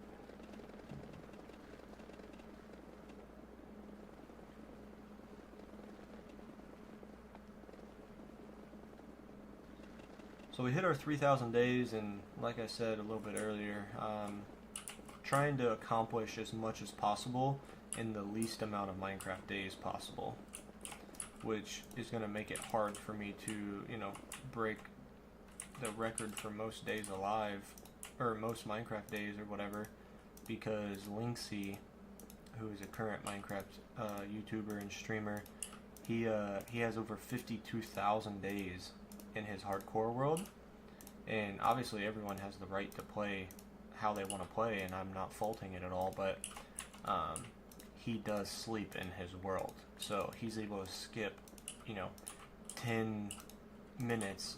So a Minecraft day is a 20-minute cycle, 10 during the day and 10 at night. So my Minecraft days are technically twice as long as his, because if he sleeps, then he's skipping a 10-minute time frame to go into the next day. So it would be really, really hard for me to be able to catch that, you know, unless he were to die in his world, or you know, give up or whatever.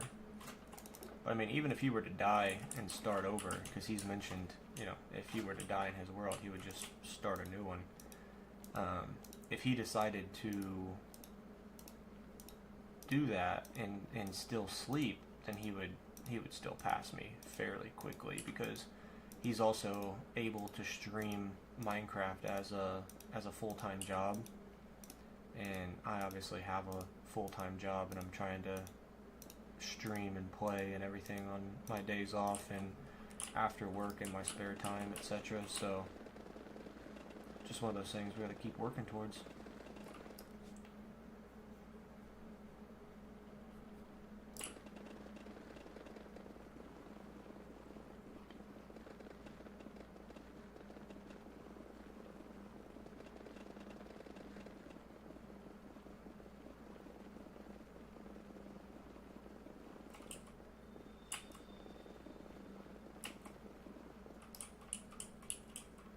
Can also get more done in 20 minutes. Yeah, exactly. That's my point.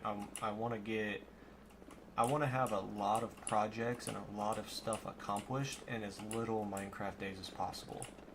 So whenever I don't sleep, I'm able to do basically twice as much as someone who does sleep in their world. Now granted, I have to worry about the mobs and stuff like that, but ain't no big deal. So I've always got my beacons and stuff around, so if mobs do spawn, I don't really have to worry about them too much.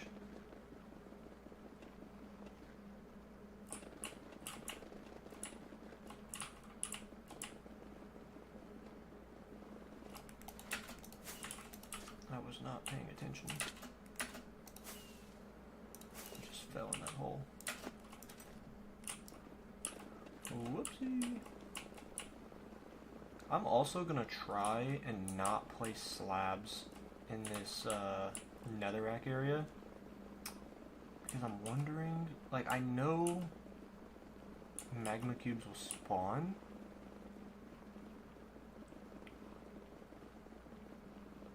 on netherrack, I just wonder if it would be worth it if I could save time by not placing them in that area.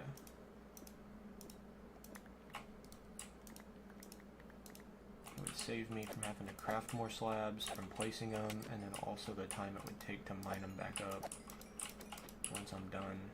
So I'm going to try and see if it would make a difference. Because right now I'm only seeing those piglins spawning over there. And if piglins are the only thing spawning over there, that's fine, because the slabs won't stop them.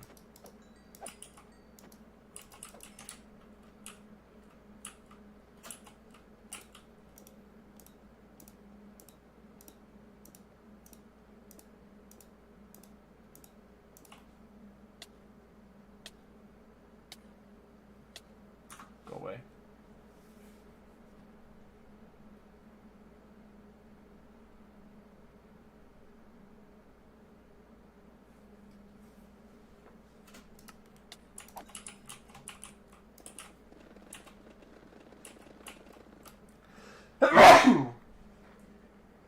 Oh goodness. I sneezed in my elbow. I'll be right back.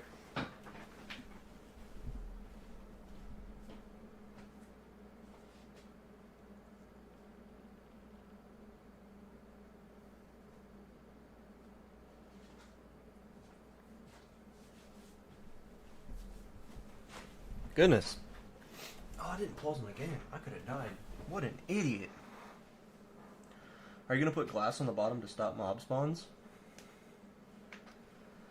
I don't know. Maybe. I haven't really thought about that. I don't think you were in here earlier when he asked what Y level I'm going to mine down to. Eventually, I'm going to mine it all to bedrock. But right now, I'm considering only going to the lava level because my main goal and focus is mining blocks and getting that number as high as possible. So in between mining blocks and like during live streams and stuff, whenever I have more time to just, you know, keep myself distracted so I don't get super bored doing the same thing, I'll work on getting rid of the lava. But I hadn't really thought about the very bottom once it's all done. Glass is a good idea. Could also do like black concrete maybe. Make it look like a void type thing. Yeah, I don't really know. I hadn't thought of that. Glass is a good idea though. To showcase all the bedrock. Showcase all the work and how far we've come.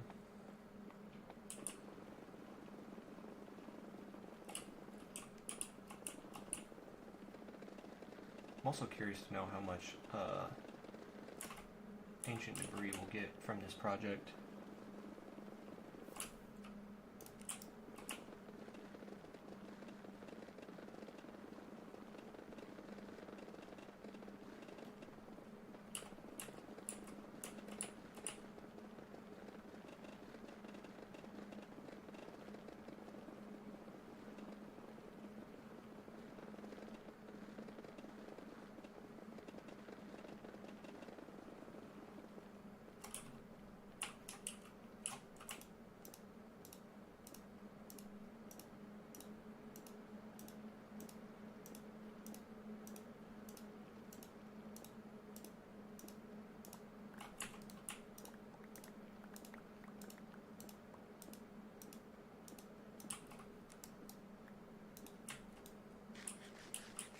Well, for now, it's a future problem. You got that right, brother.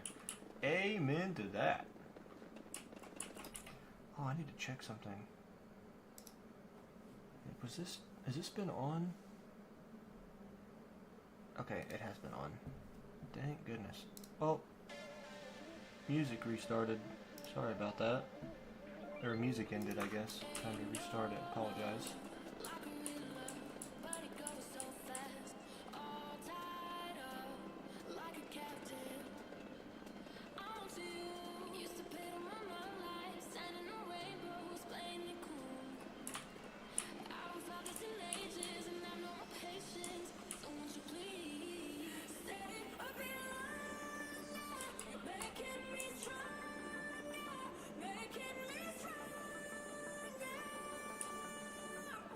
Yeah, just wanted to say thank you very much for tuning in to the stream and sticking around. It really does mean a lot. It makes streaming a lot more enjoyable for myself when I'm able to talk to chat and bounce ideas back and forth. So just want to say thank you and appreciate you being here. What are your plans for the weather? I'm assuming you mean nether hub. Basically, for now, it's going to stay kind of just a dugout hole for now. But like over here, I've got a tunnel planned, like right here. Kind of worked on this a little bit. This is a tunnel that's going to connect to this portal, which takes me to my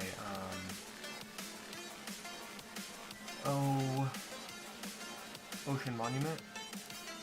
So that's that, and then I've also got some other things like about, I don't know, it's just like 100 blocks that way.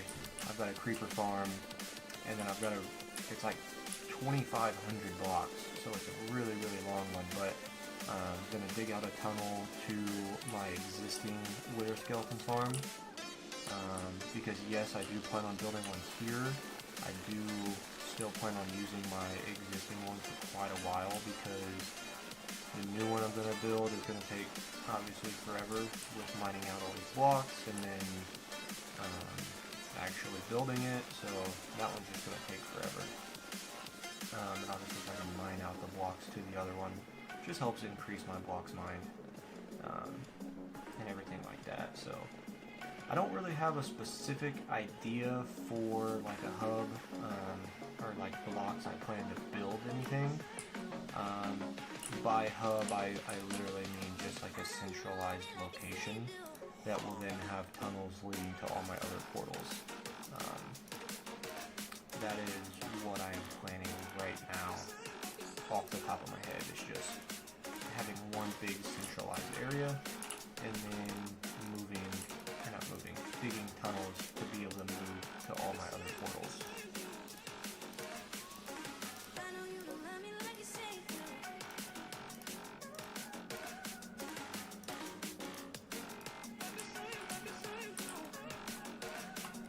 I know it's kind of boring, but again, I think my number one focus as of right now is going to be literally just mining, getting the blocks mined up. And, you know, that obviously is going to depend as well if, you know, one of my videos does really well and I get a bunch of subscribers, then I'm going to have to mine a bunch of blocks, and, you know, I'm not really going to have time to do anything else if I have to spend, you know, a week, 2, 3 weeks just mining blocks to get caught up. Then, you know, it really just depends on this project. So I'm going to be posting stuff on Instagram and TikTok again, because my old, which I guess I could just continue using my existing Instagram, I don't know. I've kind of changed my handle, but the name of which people call me Sleek is still going to stick around, just because that's what I'm known for. But I wanted to change my handle because I wanted something that was kind of unique to me and also kind of funny. So I created new socials with my new handle.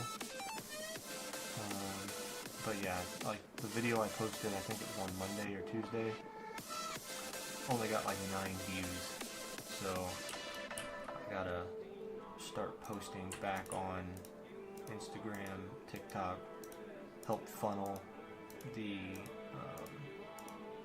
attention and everything back towards the main channel here. So yeah, it's just a work in progress, you know. It's gonna take some time. Just gotta keep our focus and just do what we can.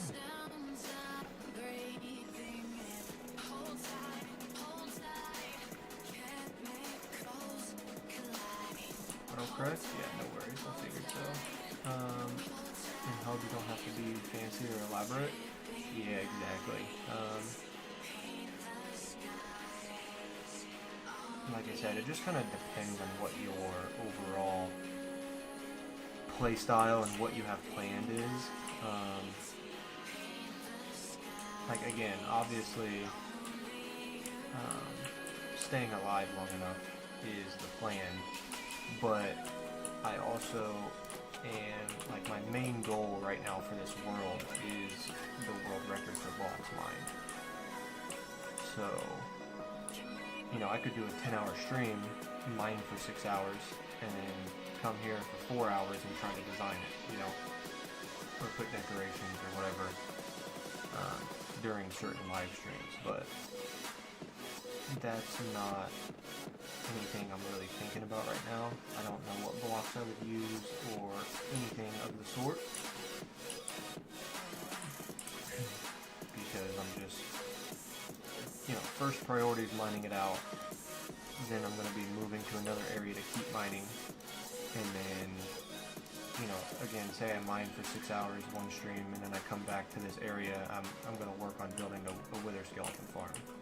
You know, like, those things are a higher priority than decorating the area. But yeah.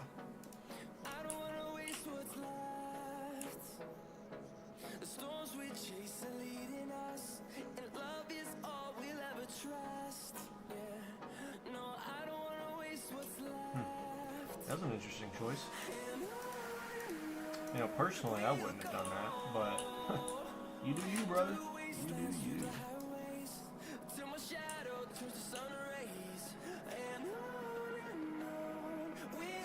Could have saved him, but all I had to do was turn around.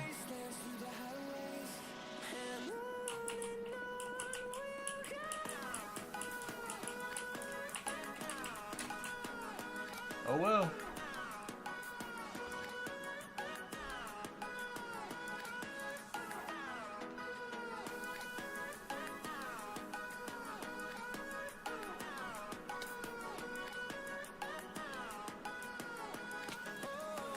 Have you thought about dual streaming on Twitch and YouTube?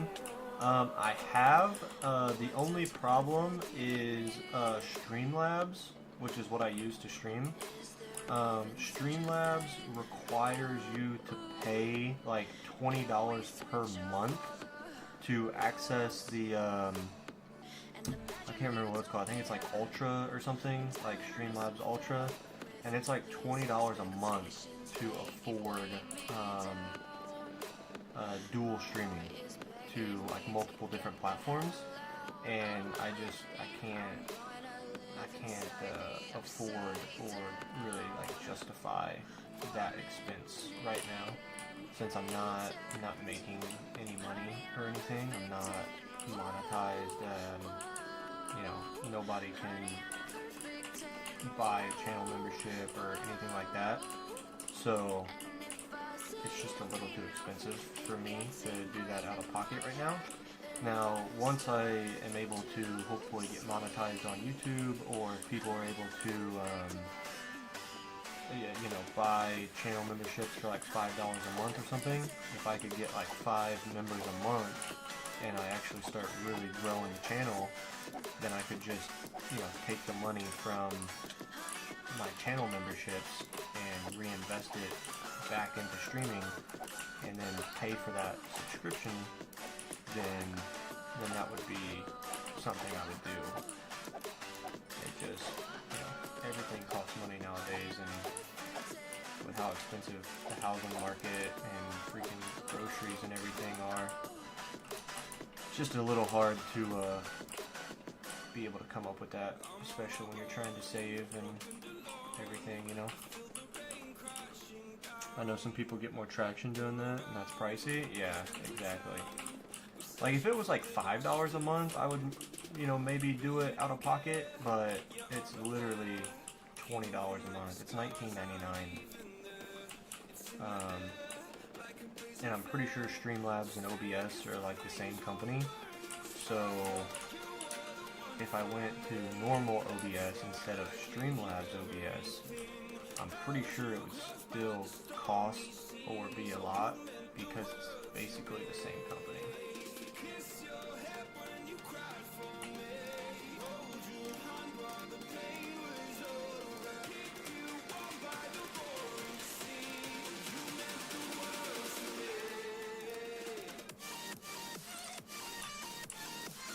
And at the end of the day, I am just doing this for fun. You know what I mean? Like, yeah, it would be great to make some money. But if I wasn't streaming, I'd sit here and work on these projects by myself. And so the whole reason I started streaming or doing YouTube in the first place was because I was like, you know what? I sit here and I play the game and I do these projects and I watch YouTube, where I could do these projects and stream it instead of watching it. So it's not very cost effective to give us more money. I'd love to be able to, like, I don't know how to explain it or how to word it, but like some streamers will buy their own viewers subs. And I would love to get to the point where I could do that and allow people to watch the streams like with no ads and stuff. Because like that's one of the reasons, and I guess we'll do since you kind of brought it up and talked about it. One of the reasons I haven't and don't stream on Twitch is because me personally, I don't enjoy watching streams on Twitch because of the I don't like the experience of watching on Twitch with the amount of ads and, you know, paying to watch to get rid of the ads. I don't know. I've never enjoyed watching streams on Twitch because of the ads and all of that stuff. So I've really only ever wanted to like make YouTube videos and like be a YouTuber, I guess. So when I decided to start streaming, it just made sense for me to stream on YouTube because the streams get posted to my channel, people can watch the streams after the fact, and then if anyone watches the streams after the fact, I still get those views and watch time put towards the channel to, you know, get monetized. And if I were to do that on Twitch, then only my Twitch channel would grow, my YouTube channel wouldn't.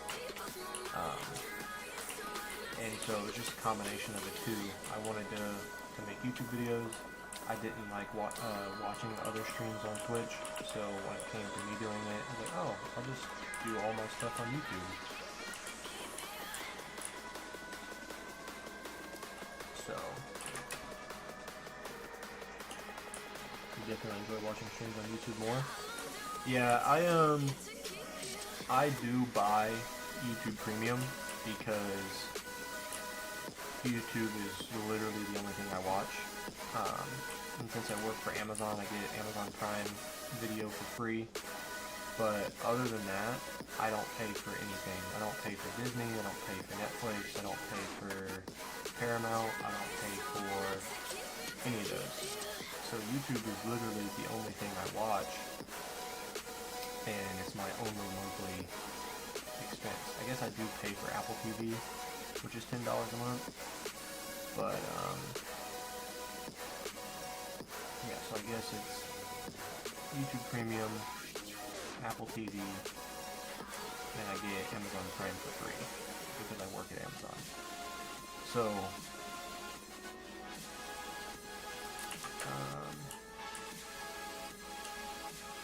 yeah, with the amount of YouTube that I watch, paying for premium for the no ads has, you know, really made a huge difference in my viewing experience. I can watch any stream I want, don't have to pay a monthly subscription. I can watch any video I want, I don't have to worry about ads. And like, my YouTube account is connected to my parents' YouTube TV, so I can kind of take advantage of their YouTube TV, and then because it's connected to their YouTube TV, they also have HBO Max. Now, I don't watch HBO Max, but we were recently looking for something to watch, and we saw that Big Bang Theory was on YouTube. So me and my girl just recently started watching Big Bang Theory on YouTube, and because well, it's actually on HBO Max, but because HBO Max and YouTube are connected somehow, we can watch it on there without having to pay anything extra. And then also because of the premium, we don't have to watch ads, commercials, nothing. So there's literally no skips in the episodes. It's just all seamless, non-stop watching. And it is magical. Premium is the only thing I pay for. I get to mooch streaming services from others though. Yeah. Yeah, like I said, my parents have YouTube TV, so that's how I get my cable. Basically, the only thing I watch on it is football. Now, as a matter of fact, though, I haven't been able to use the YouTube TV because my parents, or I used to live in a different state, and my parents are building a house in a different state.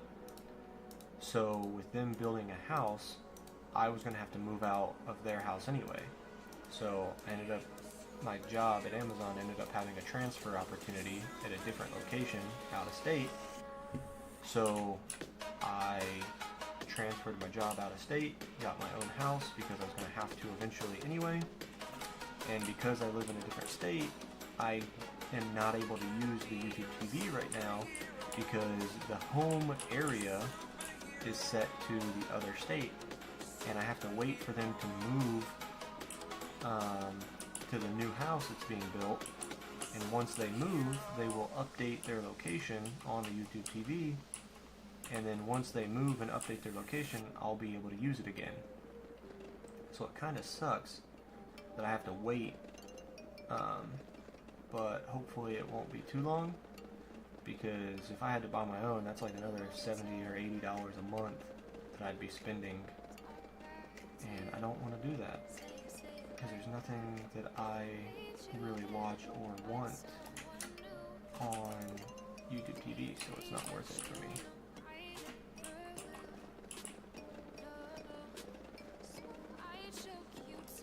Do like the occasional free movies that YouTube puts on. I've never actually watched any of those. I'm subscribed to so many different people on YouTube that every day there's usually a new video from 5 to 10 people, and I'm usually just watching them, and then I don't have time to stop and watch a movie because if I watch it, then I'm a day behind on the YouTube videos, and then it's just like a never-ending cycle. I'll never catch up.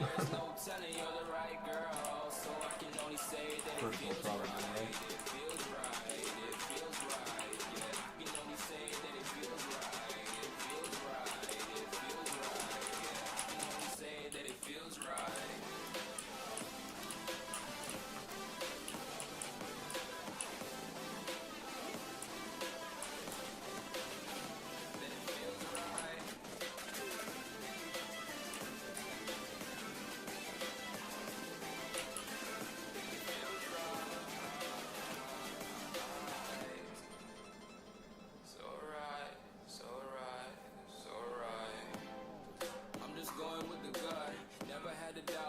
This is just a must. Put me in perspective, I'm the deepest in the cut. Everybody tuning in, but this is just for us now. We know I ain't ballin' yet. Hoes wanna holler, oh no, I don't call them back. Girl, let me see you hold it down. We gon' have a I hate the home area of all the streaming services have now. Dude, tell me about it. Like, at least YouTube TV is at least like a home area, whereas like Netflix is like an IP address, which is brutal. But like, I mean, I totally get it, because if I was a company, you know, all about business, you know, if you're a company or you're a CEO or whatever, you know, your job relies on how much money you're bringing in. So like, I totally get it and understand it, but the thing that also sucks too, that these companies don't understand, is the prices for everything are so high. Like, if you just lowered the price, then more people would afford it, ergo, you would make more money. But when the price is so high, not everyone can afford it, so then people are trying to mooch on it. Like their streaming services. Like 95% of all the shows and everything that are on those services have already been created. So they're all reruns and they've all made their money already. It don't need to be that expensive. I don't know. I mean, that's just my way of thinking about it. I mean, I could be completely wrong, but I feel like if everything was cheaper, then more people could afford to buy it, and if more people bought it, that would just mean you make more money. Again, I don't know what I'm talking about, so don't listen to me. But I didn't finish my sentence because I forgot where I was going with it. But a lot of these places, take Netflix for example, it can be like $20 a month for their like, what, 4K, no ads, whatever service.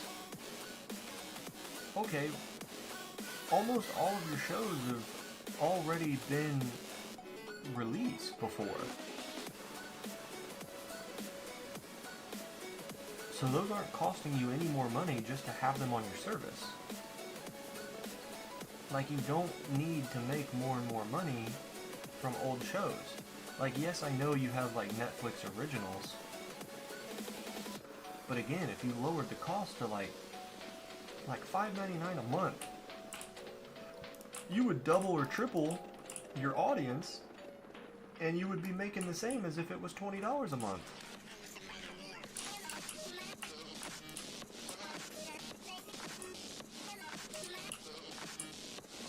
I mean, it's the same concept with like McDonald's. You know, people weren't going to McDonald's as much because of how expensive it was. They introduced the, what was it, $5 meal deal thing? Oh, look, you make it more affordable, more people go. Oh, would you imagine that? Same thing with grocery stores. Oh, grocery prices are going up. People can't afford it as much. Guess what? You just lower the price of it, more people buy it. You make more money, people get to enjoy their food and their life better. Again, I know there's more logistics and stuff behind the scenes that I don't understand, but it still just doesn't seem like that hard of a concept to me.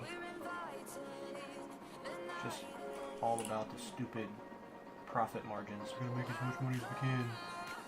Same thing with Panera Bread. I was watching Moist Critical about a week ago, and he said he used to go to Panera Bread after his workouts. Well, he stopped going to Panera Bread because the prices were going up and the quality was going down. And then, you know, the CEO or whoever came out and was like, yeah, we cut labor costs. And when you cut labor costs, you know, things aren't the same. So like something as simple as they used to cut the cherry tomatoes down the middle. And then they cut costs by telling the employees not to cut the cherry tomatoes. Because apparently that took up too much time and they were paying too much money for something so simple. And, you know, cutting costs means lower quality, and then people stop going, so you stop making money.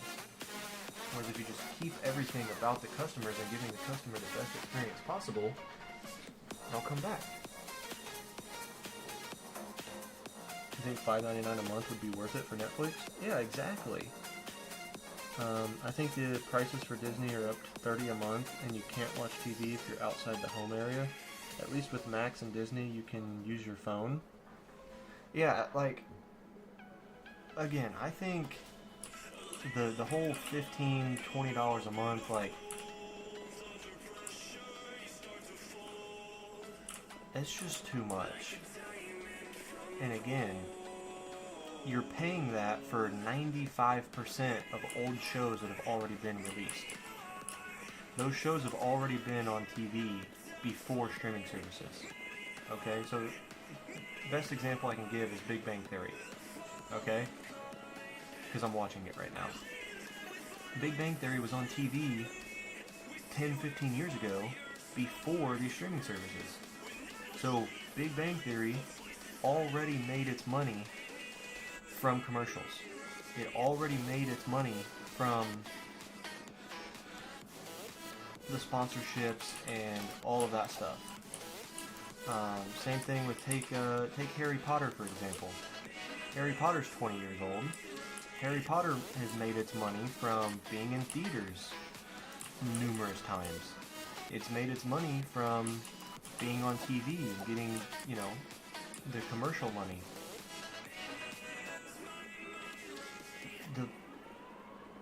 And they're just trying to make more money by having those shows and movies on certain platforms. And it's like, okay, but they're all old. We don't need to pay an arm and a leg just to watch stuff we've already watched before. Because only 5% of your shows are new shows. So, if the price was less, more people could afford it. I mean, I've already made the point, but still, it's just ridiculous. And then they raise the price to compensate for lost customers. Exactly. Because if you just lowered the cost, you would double or triple your audience because that many people would pay. Because it all comes down to greed, basically. So if they, because the way they look at it is they look at it ass backwards. They're like, oh, we have this many people paying $5 a month. Okay, so if they're willing to pay $5 a month, we'll up it to $7. We'll make $2 extra a month per subscription, meaning, you know, this many millions of dollars. And then they just keep upping the price until people aren't willing to pay it anymore. And then once people aren't willing to pay it, they're like, oh, we're sorry, here, we'll lower the price again.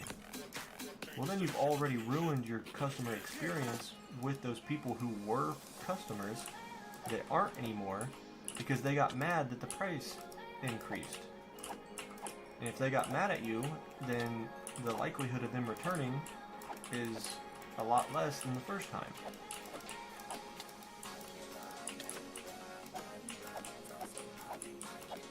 Whereas if you just keep the cost down, more people would afford it.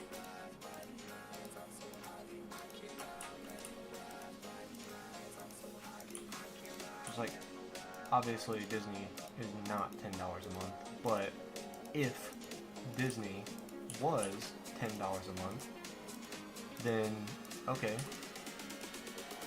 you'd have, say, one person or 100 or 1,000 people paying $10 a month. If you lowered it to $5 a month, then you would have 2 people or 20 people or 2,000 people, because it would be more affordable to more people and you would still be making the same amount of money. Good old corporate greed. I think I need to run for... what would that position be called? I don't know. The financial department? Customer retention department? I don't know what that would be called, but... someone needs to go in there with a whiteboard and be like, look, fix it.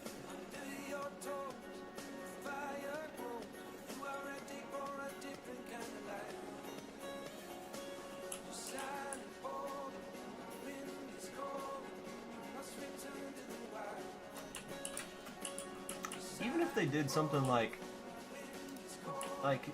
they should do like a trial. Like, hey, we're gonna, and something as simple as like transparency. Like, put out a public notice. Okay, next time people log into Netflix, put the notice on the screen. Hey, just so you know, we're gonna be trying something new. We're gonna lower the price for 3 months, right? Say, okay, instead of $20 a month, we're gonna lower it to $10 a month. and it's going to be a trial period to see if people, you know, if we gain subscriptions to Netflix, or if we lose them, or, you know, we're going to track the overall customer satisfaction when we lower the price. And we're also going to see if we, you know, are making enough profit at the same time to keep the company running. Like, that's another thing that companies are bad about, is they're bad about transparency. So then when they make these changes, people always assume it's for the wrong reasons. But I mean, I don't think it would be that difficult to push a notice to everyone's screen that says, hey look, we're going to be trying this that is hopefully going to help everybody involved, and we would like your feedback, so please let us know. You know, something as simple as clicking the little smiley faces. You know, is it a sad face? Is it a smiley face? Is it an okay face? Is it an angry face?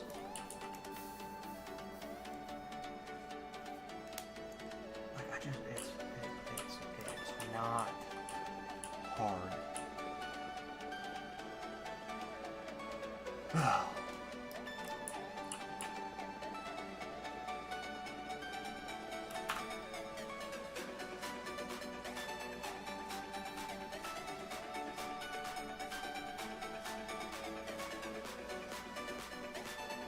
And not a notice to an email no one is going to see. Yeah, exactly.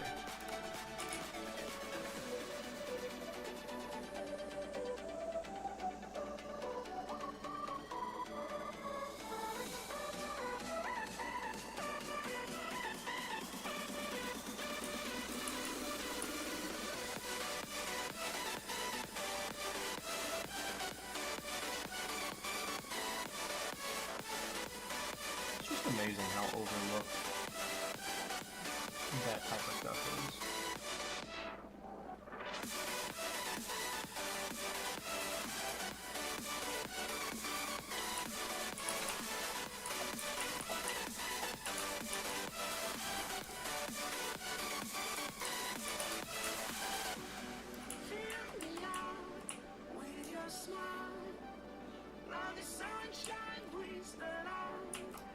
Okay, I do apologize for stepping away. Give me just a second. I'm going to go to the bathroom, and I'm also going to grab that package off of the porch. So, give me just a couple minutes here, and I'll be right back.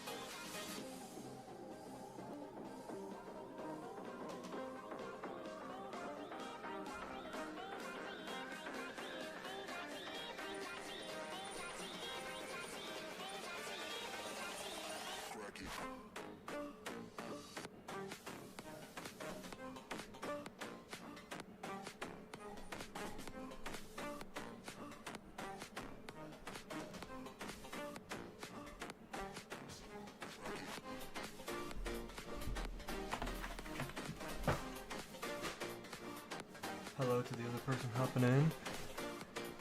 Unless my counter's broken. So, I'm not sure why it does that. I have a bot, and I think it counts the bot as a viewer.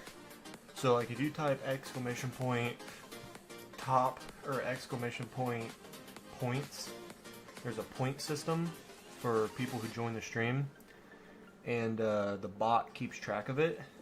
And I think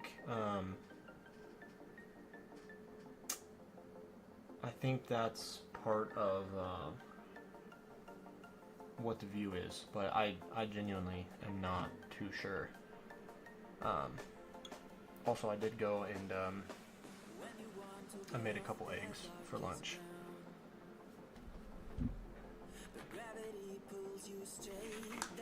Couple little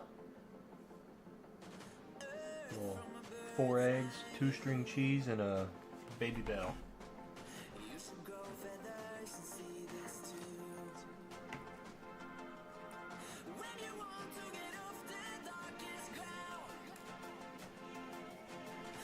Quick little lunch break.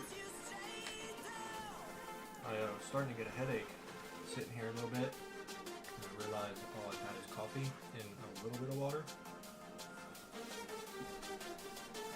So I thought I needed some food. And then also when I was standing out there, I got the mail. And I'm a little jittery, like shaky.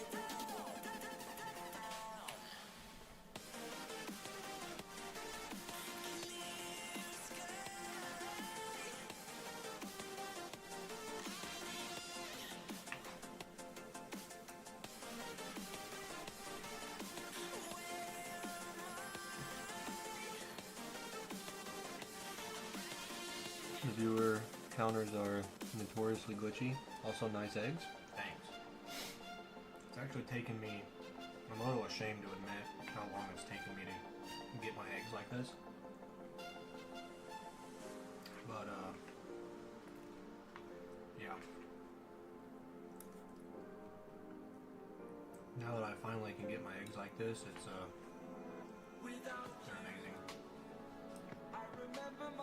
Too much caffeine today? Well, yes and no. It's also partly from I have a pretty bad condition with my back, and it's been really bad the last couple weeks. And so I've come to the conclusion that I've been eating too much and too much bad things. So I used to weigh like as much as I do now, and I lost like 50 or 60 pounds, and then my back started feeling way better. And so here recently I've kind of put that weight back on, and I think it's because of all the like excess sugars and excess oils and all that stuff causing inflammation in my body, and it's causing my back to start hurting again. So I'm working back towards carnivore diet, just like meat, eggs, cheese, milk, because that's also what I was eating when I lost all my weight, and I felt amazing. So I'm kind of just trying to get back there. Also, eggs are quick and easy to make. So anyway, last night I had 4 eggs and like 4 chicken wings, and that was like 16 hours ago.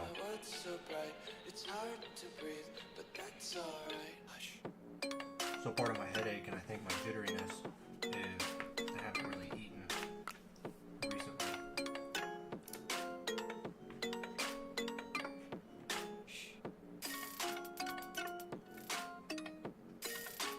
There's a hair on my plate. Hey, Ghosty. There's a kitty at my feet.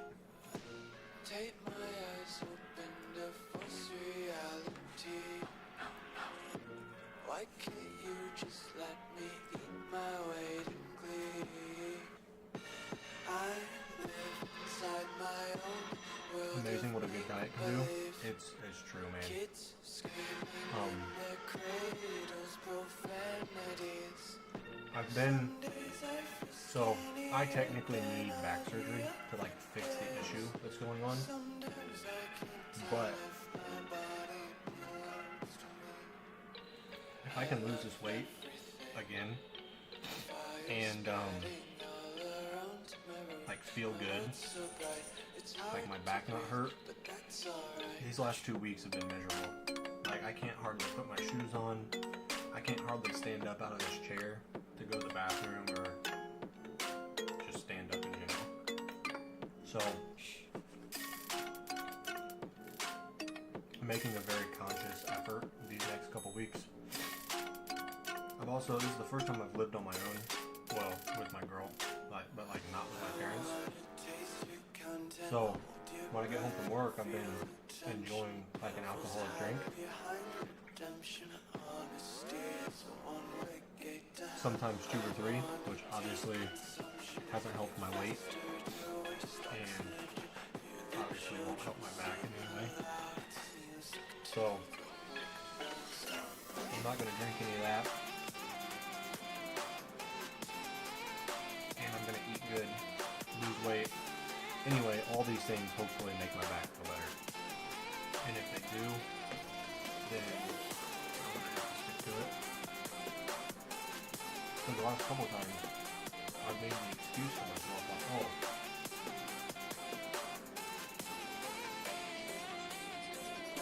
I still need to enjoy my life.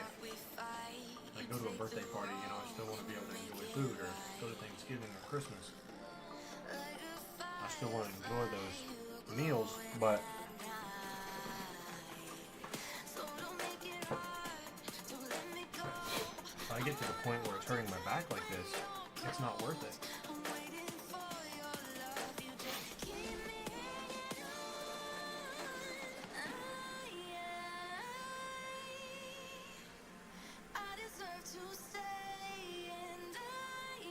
And like last time, oh, excuse me. Last time I did my carnivore diet and I lost all my weight. I did it for 30 days. Goodness, I apologize.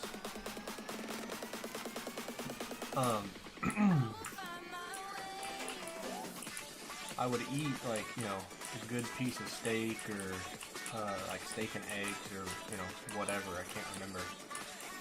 And I'm like, man, this is so much better than like a cookie could ever be. And then once I decided not to do it anymore, for whatever reason, you know, sugar just has a grasp on your brain and it pulls you back in. And yeah, you know, you go right back to it every time. But it is amazing what a diet can do. And it's always been a little difficult for me because I always lived with my parents. And my parents obviously weren't going to live or eat the same way I was. So I was trying to do a carnivore diet. And my parents would have dessert every night and, you know, just chips and cookies and all kinds of stuff just everywhere all the time. And it just made it really difficult to try to stay consistent and not eat that kind of stuff. And now, you know, I thought that was going to be easier having my own place. And to be fair, it is, and it's not. But like my girl, obviously, you know, she doesn't, you know, she wants to eat healthier, but she's not going to do it 100% to the same extent that I am, because she doesn't have the same problems as me. And you know, if she wants snacks or if she wants a bag of chips or whatever, I'm not going to tell her no. But it also just sucks because every time I go in the kitchen I have to look at it and it's like, Oh, that sounds good, you know. So, just gotta figure it out. Not drinking should help keep you... Minimal drinking? Yeah. I know it's not something I need to be doing or should have been doing, but part of me was also like, I'm an adult, right? Like, screw it.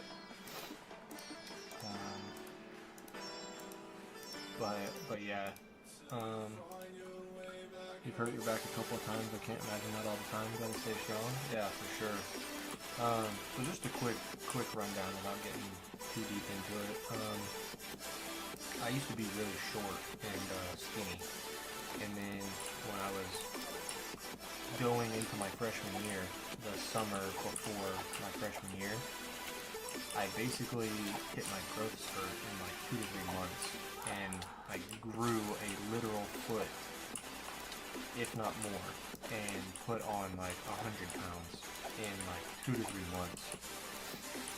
Now, obviously this is like the biggest, so I used to be 260, and I'm like 250, 255 right now. So the biggest I ever was only like 5 pounds more than I am now. And you can tell, like I might be a healthy size, but I'm not like, you know, so, like I've got a decent amount of weight on my midsection for sure, but, anyway, basically I, like, freaking sprouted overnight, and during that summer, I was also playing football and lifting weights. So growing that fast on top of a high impact sport, according, you know, my personal preference or my personal opinion, my family's opinion, combined with the doctor's opinion, we think it was me growing so fast and the high impact at the same time basically caused me to have a bulging disc and a herniated disc in my spine and like lower back and high tailbone. And so that's basically where my problems are. And I technically, also if you're wondering what I'm doing, I am stopping this recording. I'm going to let it render through. I don't want to keep going too much longer and lose the whole recording.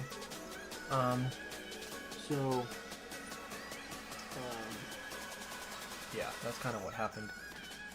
And whenever I got it checked out on the MRIs and everything, they're like, yeah, you've got the bulging herniated disc, and I also have a degenerative disc disease, which is like basically arthritis.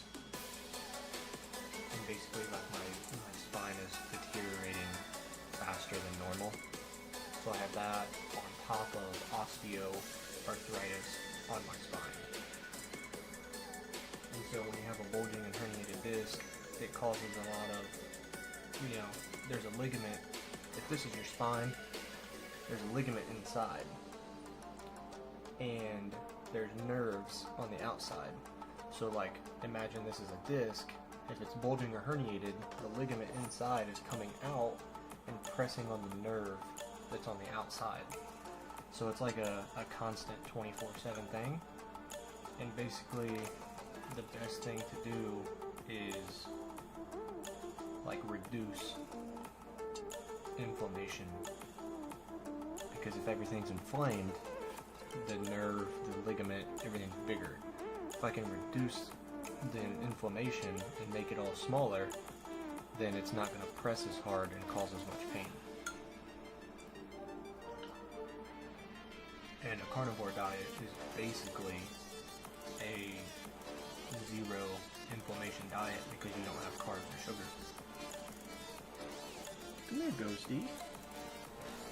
Come here, buddy. Hey. No, come here. Hey. Come say hi. There you go. Come say hi. This is Ghosty. Say hi, Ghosty. Hi, on, mister!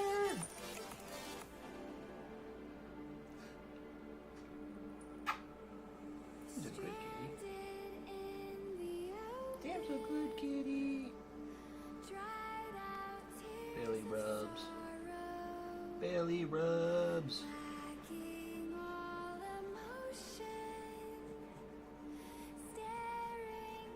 Oh, he's a purring. It's a purring kitty. Alright, I'll put you down.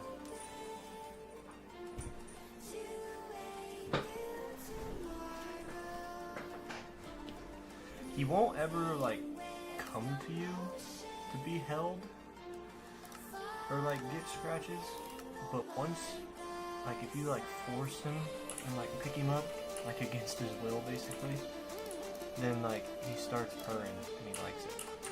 But he doesn't want you, like, he doesn't want to come to you and get the cuddles voluntarily. We've had him for like 5 years. He's just such a skittish little cat. Also, now that we're done with that layer and placing the slabs, this layer of 2 right here, I can mine this whole layer all the way to the other wall and no magma cubes will spawn in here. Because magma cubes need 3 blocks tall to spawn, so 1, 2, and then this is not a 3rd full block, so they can't spawn here. So mining out this layer is going to be a lot quicker than the previous layer, which makes it hard to kind of determine how long it would take to mine out this whole area. It really just depends on... Oh, what's my light on in my bedroom? Hang on.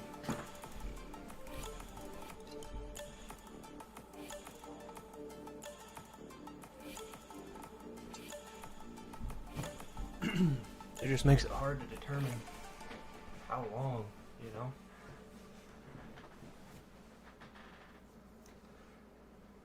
You love cats? Gotta love the forced snuggles. Now he'll like sometimes, like the closest he gets is like when we're laying in bed. He'll jump up on the bed and like come up towards our head. But he won't like...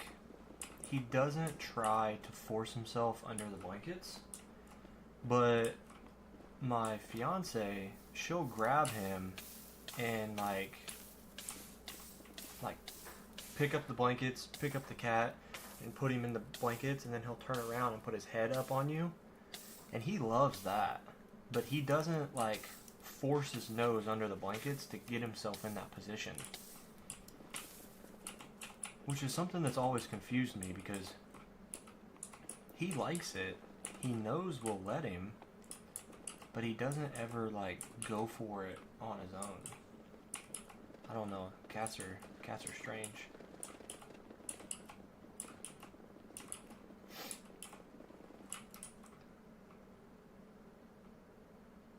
Nice, started on the annoying mob problem.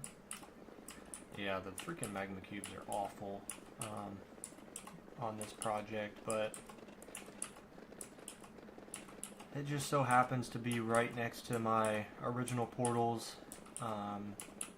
Well, the main reason is because there's another fortress in the middle of this perimeter that I'm digging out, and it also happens to be super close to my other existing portals. So I would have loved to have done this in a different type of biome so that the magma cubes wouldn't have been a problem, like a Soul Sand Valley or like another wastes like this little corner here. But there wasn't any within the near vicinity, so yeah, we just said screw it.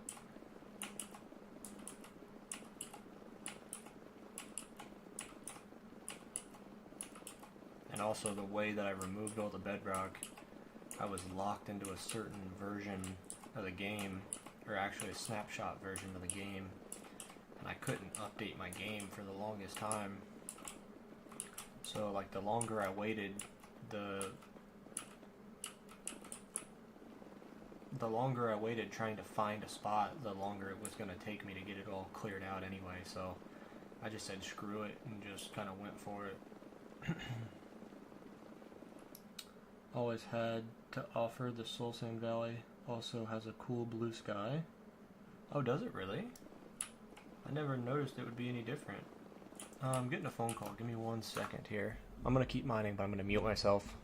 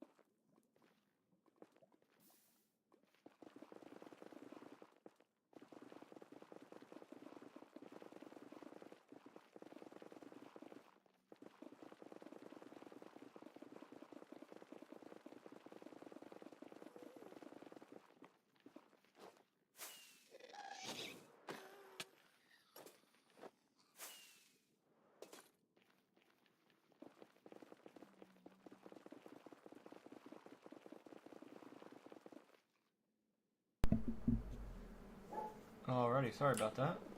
The wife was on lunch break and she called me real quick.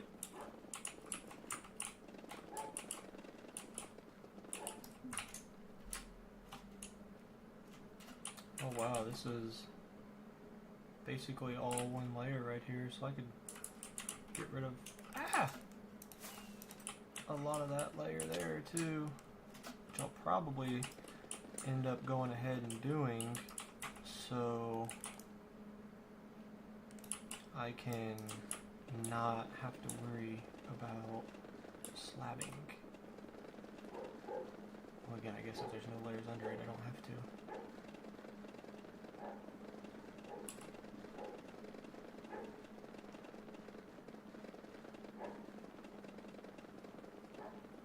My dogs are barking at the neighbors.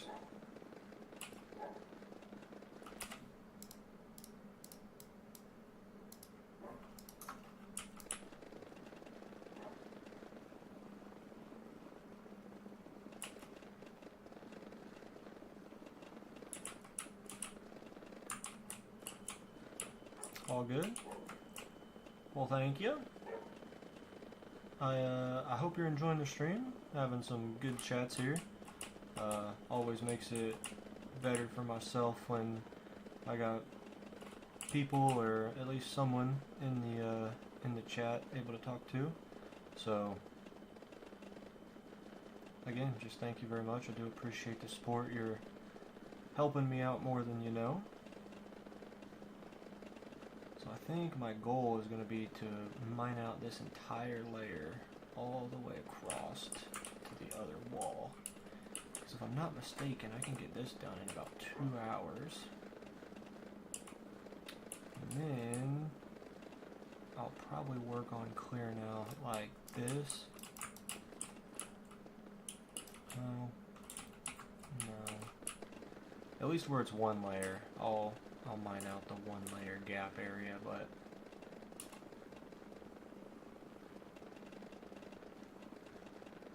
it'll take me a little bit to kind of figure out where all that's at, and then depending on what time it is after that, I'll probably go through and start getting rid of some of the slabs on the top layers.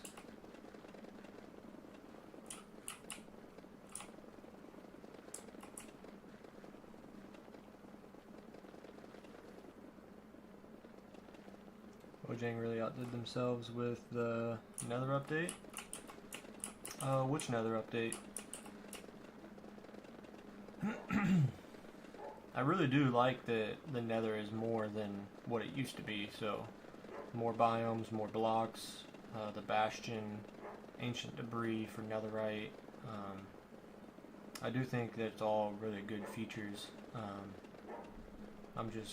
Was just curious, asking which update you were specifically referring to.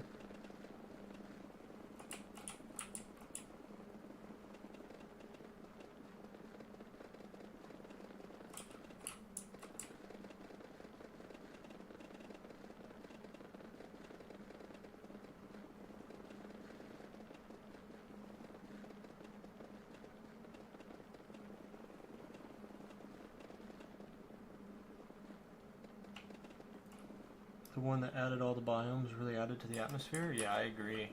The Nether was super bland, because all it ever was netherrack, right? So with just netherrack everywhere, I mean there was soul sand, but I don't even think that there was soul sand biomes. I could be wrong, it's been a while. But, oh, also like the nether wood was a good update. Added, added colors, added texture, added, like you said, the atmosphere really added quite a lot to the area. New mobs with the piglins. I think that's what those things are called. Because there's zombie pigmen and piglins, right? That's what those are.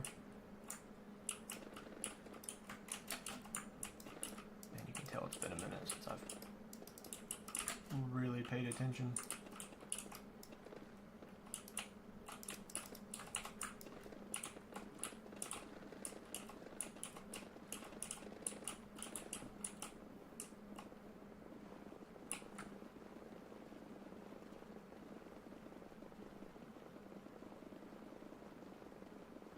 Which, you know, surprisingly, it took forever for the Nether to get the update. I think the end is going to be next, because the end only has the main island, and then, you know, you've got the outer islands, which have the elytra and shulkers, but other than that, there's not many different, there's not any biomes or really that many blocks besides like the end stone bricks and end rods and stuff. So I really think the end update is probably going to be next up on their priority list if I had to guess.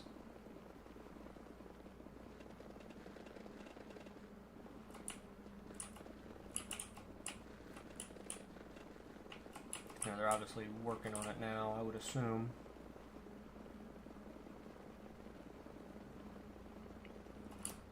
Sometimes you miss the old zombie pigment. Yeah, I do too. But the new ones have more character. Hope the end is next. It could use some love. Yeah, I agree. I think the last update was what, like 1.12 or 1.13, and now we're all the way on 1.21, almost 1.22, and the end hasn't changed since.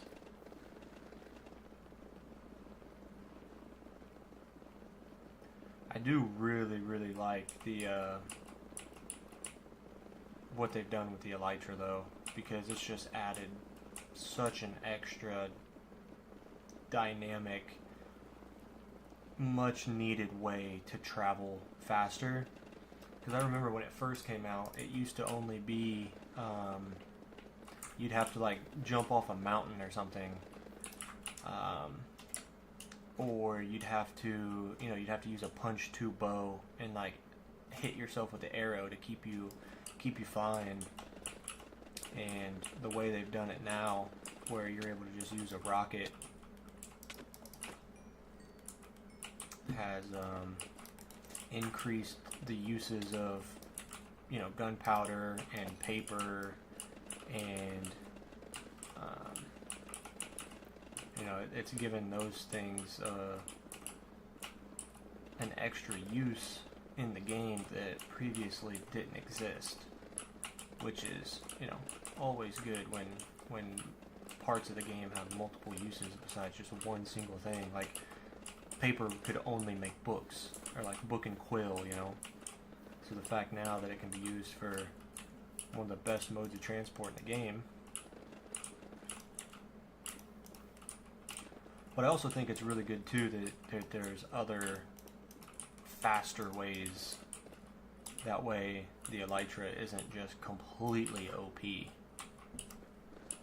know, if you have the blue ice with a boat, it's so much faster than an elytra. And that's one of the things Minecraft is done well with, is always giving multiple avenues instead of making one thing just so much better than everything else. And granted, you know, there's always times where there's balancing issues, but Minecraft's also really good about listening to the community. If there's things that need changed or should be changed, or, you know, like, I also think the whole auto crafter thing was a great way of implementing it, because you have to create a redstone machine around it. You know, if the auto crafter just did its thing, then it would be completely broken. But the fact that you still have to create a redstone contraption around it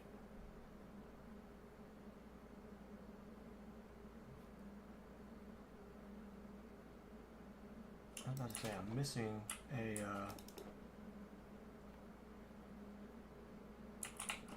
well, shucks. Onto all these pickaxes?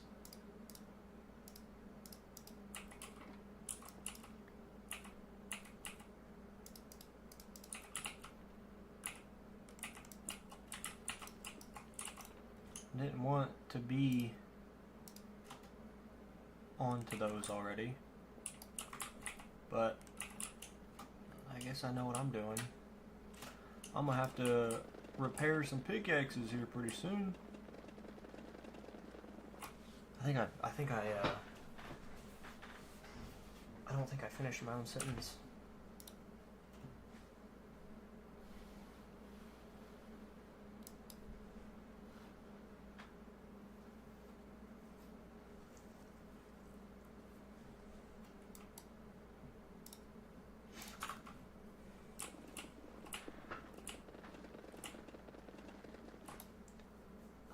I never had the patience to learn redstone.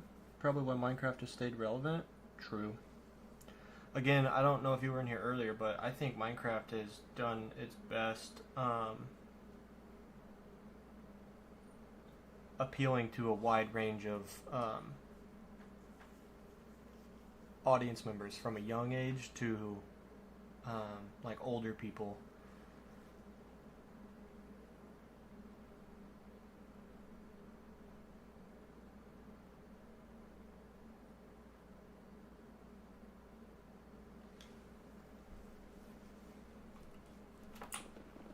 Which is one of the reasons why I started recording it, because it was one of my favorite games. And, you know, like, I'm 24 and it's still one of my favorite go-to games.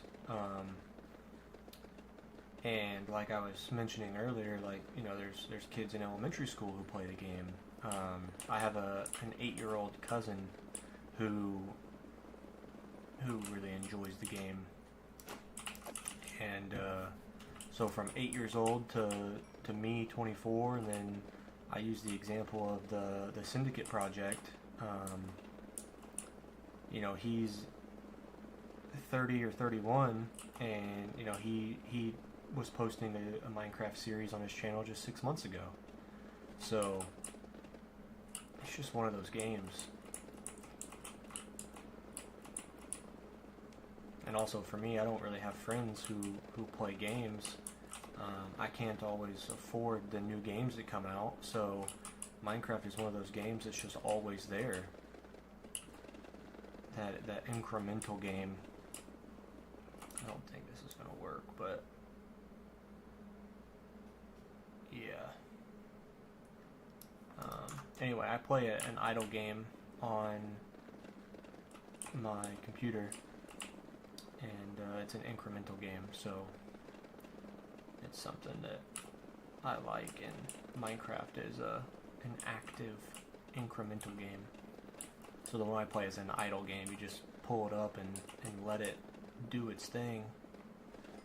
But Minecraft is a game that you know, actively play, and it just,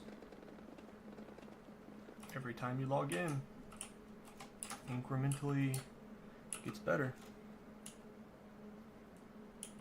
Always a good game to get friends on? Yeah, that's for sure too.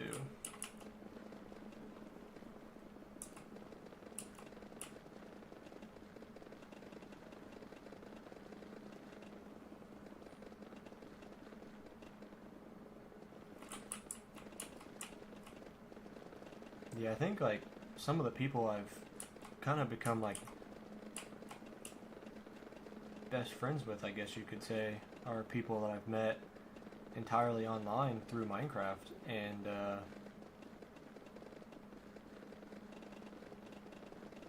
yeah, I've never even met them, which is interesting. Actually, let me pull up my Discord.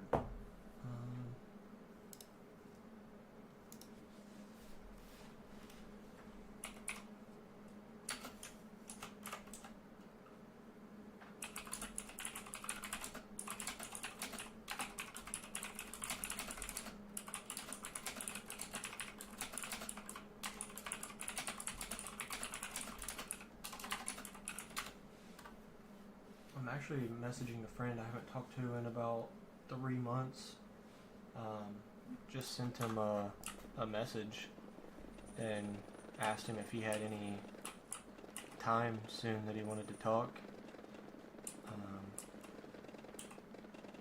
As I just reminded myself about that, so we'll see.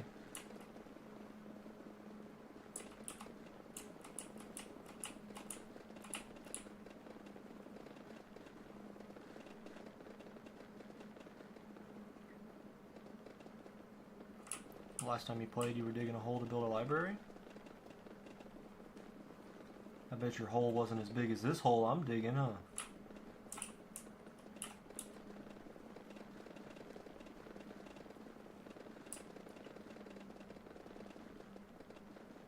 Yeah, I don't know why, but for some reason mining in Minecraft has always been, like, my bread and butter. I started Minecraft on Xbox 360, and I used to play on a little multiplayer server with my friends, and I was always the miner, getting resources, and diamonds, and iron, and gold, and, you know, that was my role. And then I played on there for a year or two, and then got a PC on Christmas Day of 2014. That's the same day I created my Minecraft account, and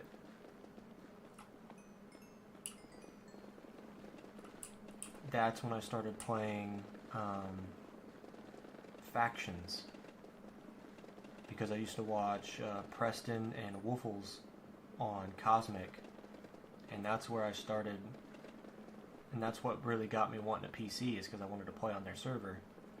So I got a PC, I joined their server, and on Factions, the way I used to make my money was mining, at least at the very beginning, you know, before I found a group of friends and we started, you know, having actual farms and cactus and stuff. But when I started by myself, I would mine. And then from there, I played, I went from the Cosmic Faction server to the Cosmic Prisons server. And that's where I met two of my buddies who I was talking about becoming arguably best friends, I guess. Which I haven't really talked to them. I mean, I've talked to them like once a month or once every 3 months. But I haven't actually, like, kept up and visited them or, you know, kept in touch, whatever, to be best friends, I guess. But we met on the Cosmic Prison server, and I used to be on the top leaderboard for blocks mined, most money, and that was me. And I also used to spend money on it, and one of the reasons why I started the single-player worlds in mining here is because I used to spend money on it, and I'd spend probably $500 every 3 to 6 months, and guess what happens on a Minecraft server?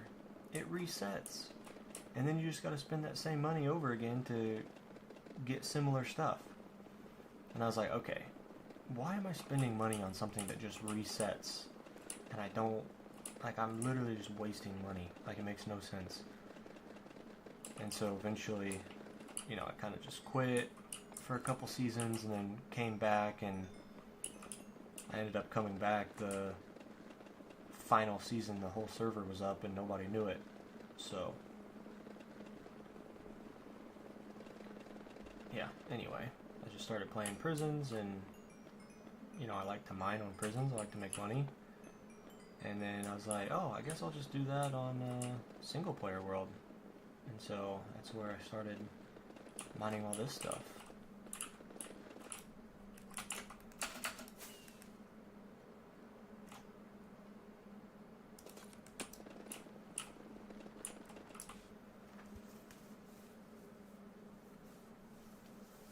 $50 by $80 by $50, that's not a small hole, my friend, so good for you. Usually end up in the caves when playing with friends. I don't know what it is about it, but I feel like it's the thing I'm the best at. I can sit here for a long time and do it. I like the blocks mined. I like, you know, obviously you can see the impact, so you can, it's a visual representation of how much I've been able to accomplish as well. It's just like a little bit of everything that makes my brain happy. Seeing the progress, seeing the number of blocks mined go up, just everything about it is like, yay! Brain is happy. Just like my old manager at work is the one who got me into the idle game that I play, and we had a saying, and it's number go up equals brain happy, because that's all it is. You do, it's an idle game, and you upgrade yourself, and every time you upgrade yourself, you make more and more coins, you make more and more profits every time, and so every time that number goes up, your brain is happy. And that's the whole reason of why we play, because that number goes up and the brain gets happy. No, I used my ender chest. So it's the same thing with Minecraft. I mean, number go up, brain happy.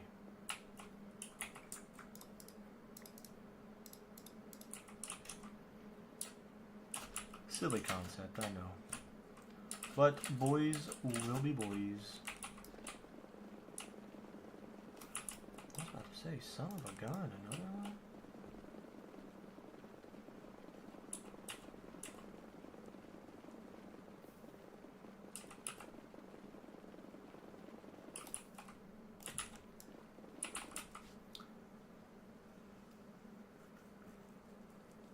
I think I like finding the shiny. I don't even pass up copper. Gotta love number getting bigger. Yeah, something about finding diamonds too. You know, they're supposed to be hard to find. Same thing with emeralds. They're supposed to be hard to find, so whenever you find them, it's a little bit of a dopamine rush. It's like, ooh, yeah, yeah, yeah, yeah, yeah.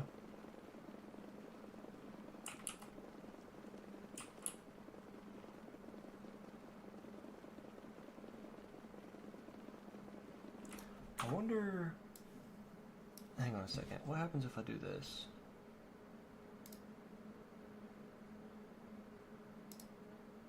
Okay. So this is the game I play on my other monitor that I just let go. It's an idle game. So this tier is the difficulty, and this wave is obviously the wave of enemies that I'm on. So like this little panda right here, this is technically called my tower, and all these enemies are trying to attack me and kill me.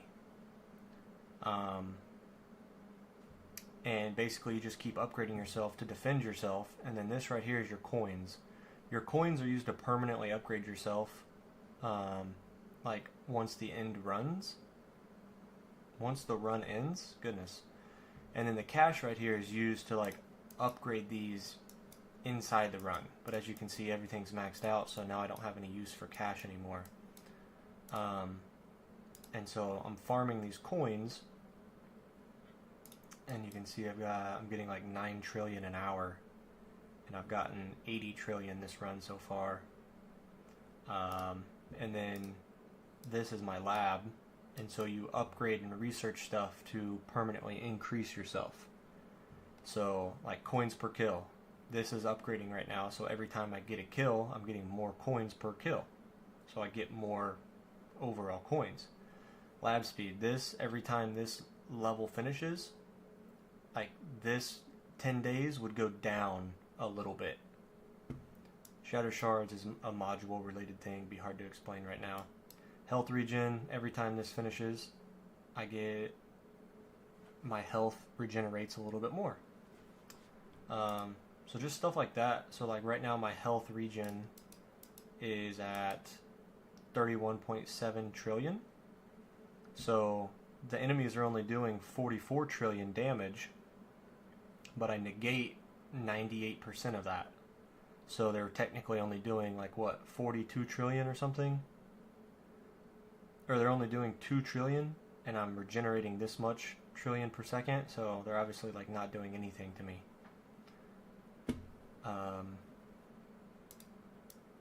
These are ultimate weapons. Hard to explain if you've never played the game, but yeah, I mean, there's the laboratory here is what bottlenecks you the most. But like you've got health, wall regen. So I'm at 210%. So if this is 31, then what's 200% of that? So I'm technically at what, like 90?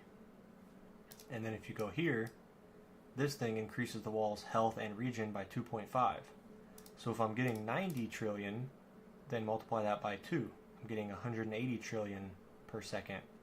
So it all stacks, and it's all additive. So there's just a lot. These little blue things are called elites. They drop cells. So cells earned 118,000, and then these are my cells right here that I have on my account, and then those are used to speed up the labs. So like 4x, 4x, 4x, they're all in 4x. And if I click this, and if I wanted to go to 3, it's only 20,000, but 4x is 80,000, and then 5x is 285, 1.4 million. So that's what cells are used for, is to speed up the labs, so in a 24-hour period, so from now until this same time tomorrow, it would take 4 days off of this, so it would go down to 6 days, 2 hours. But anyway, there's a lot that goes into it, and this just sits on my other monitor all day, every day. It used to be on my phone,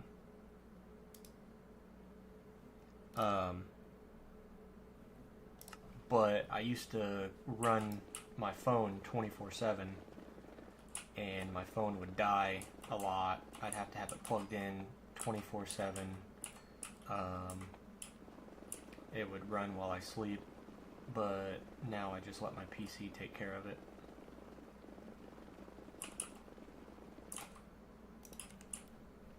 Runs off of an emulator, and then I use Google Chrome remote desktop to remotely access my PC during the day whenever I'm at work. I can show you here in a second whenever it pops up. But basically you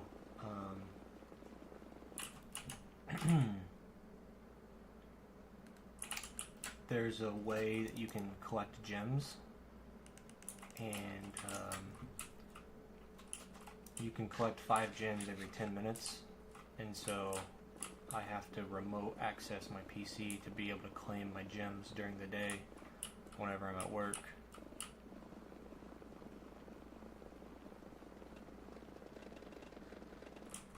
But yeah, if you like incremental games, oh, there we go.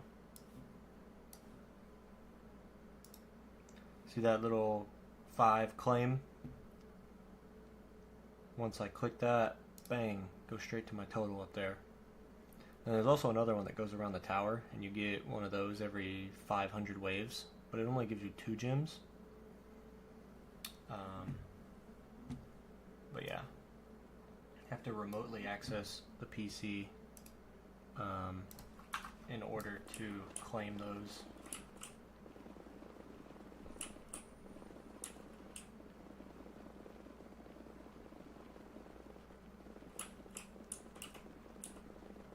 Anyway, it's fun. I spent a lot of money on Black Friday on that game, so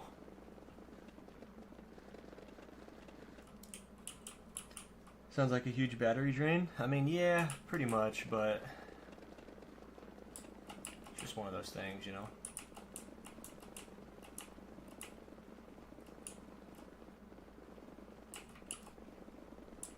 There's people that have been playing this game for 3 years non-stop.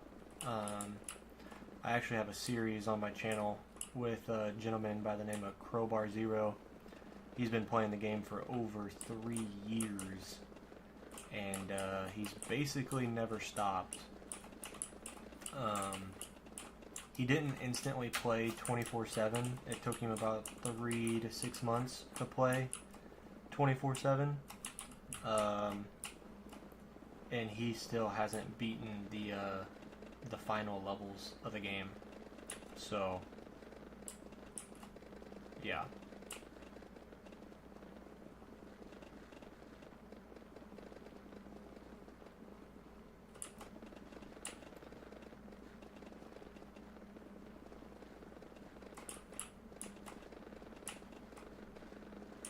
Anyway, it's one of those silly little nerd games.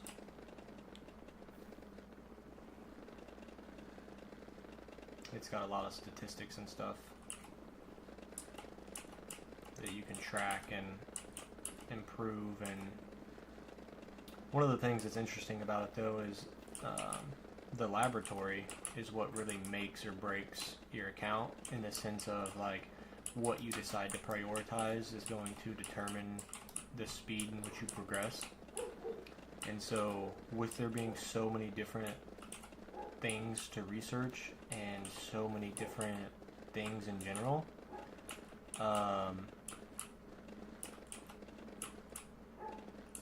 every single player who plays the tower is basically a little bit different,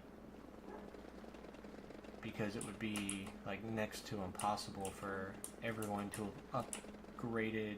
Well, for one, it would be next to impossible for any two people to start basically at the exact same starting day. It's not impossible, but you get my point. And then if you started at the same day, what are the chances you decide to upgrade the same exact thing as one another?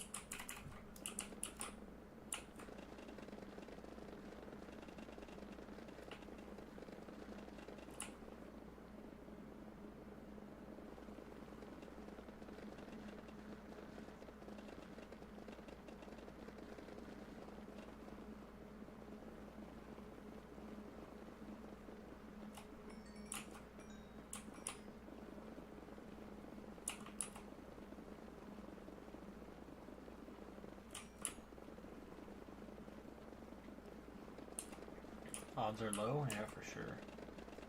It's also funny, too, because there's a lab. There's actually a couple. But if you decided to start leveling it up, one of the labs, even on a 6 times... So, if you just decided to level it and not speed it up, it would take you 42 years to finish it. So even at a 6 times speed boost, it would still take you 7 years to finish one lab. Now, obviously, all of them are not like that, but it's just funny how there's like little Easter eggs in the game like that the developer puts in. I mean, I guess it's not really an Easter egg, but you get what I'm saying. Funny concepts like that.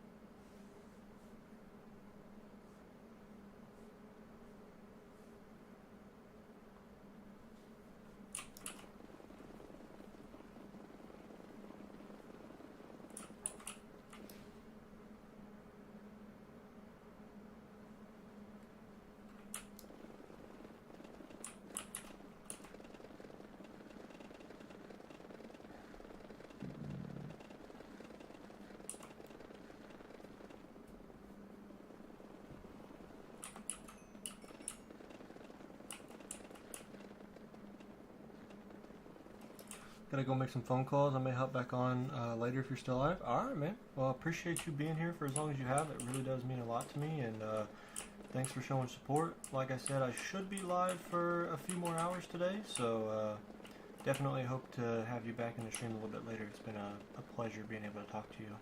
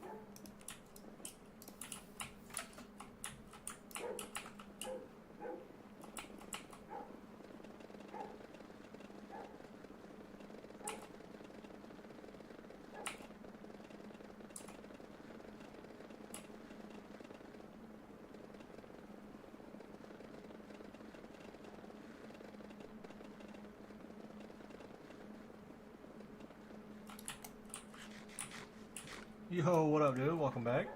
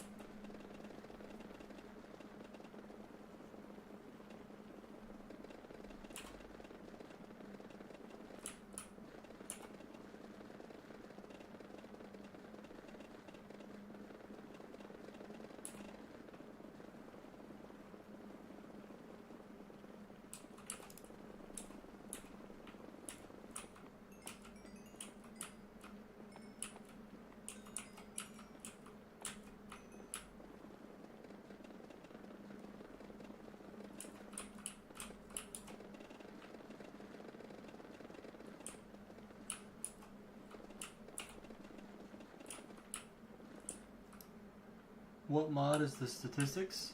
Like this? It is, I'm pretty sure it's just called Better Statistics.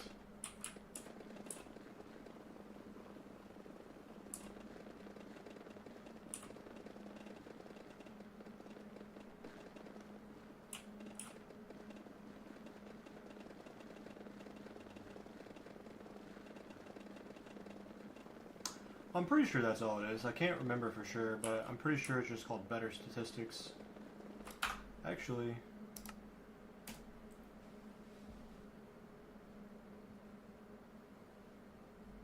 yeah, it doesn't show on here, so I'm not entirely sure.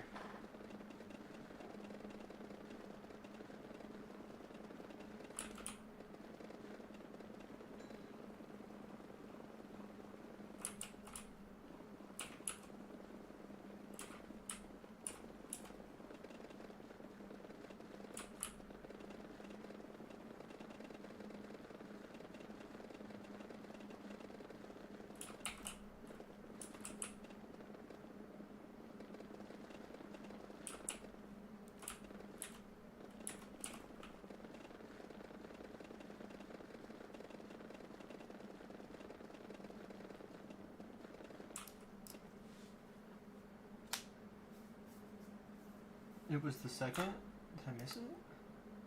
Oh, yep, I sure did.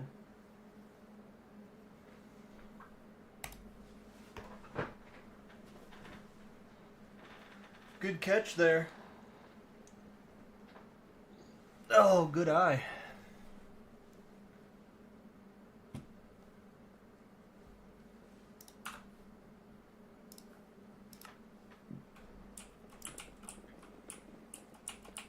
Yeah, because I used to just use the vanilla statistics, but someone in my stream, but like whenever I would use the vanilla statistics screen, which you can still do by the way, view, show the vanilla stats, and then like times mine. So I used to have to go through here and add these up with a calculator to get my total blocks mined. And then someone told me about the better statistics, and then you just click here, items, scroll down, and it tells you the combined total of all your blocks mined. So it was really, really nice. But I didn't want to download many mods, if any, only because when I break the record, I want it to seem like as legit as possible. So if I just used straight up vanilla everything, then it was gonna be, you know, which obviously it's all real. Like I can do anything anyone wants. Like I can try to do anything that people want me to do to prove that it's a hardcore world, but I just didn't want people commenting and like thinking that I didn't do it legitly. But at the end of the day, when I'm trying to create content, it's easier to take a screenshot of the total blocks mined instead of adding up all of the stats every single day. So I just decided, I was like, you know what, it's whatever. Like, it doesn't change the normal vanilla version of the game at all. All it does is make it easier for myself and easier for viewers to read it, to check in, to see where we are at. And so, like, yeah, like I was saying about, you know, people commenting stuff about it not being 100% legit or whatever, like, I don't care. I know it's legit. My viewers know that it's legit. Like, that's all I can do. And even if I were, because, like, I would like to get this series popular enough to where, like, Guinness World Records were to see it and to where I could get the record. And if I can get my videos to have enough views, then I could also, you know, get enough attention to the most blocks mined. But then I could also get to a point where I've mined so many blocks that they cannot deny me the record anymore. You know what I mean? So that's kind of the goal, I guess, is to just, if I got big enough, that it would just be mine regardless. And there wouldn't be any question.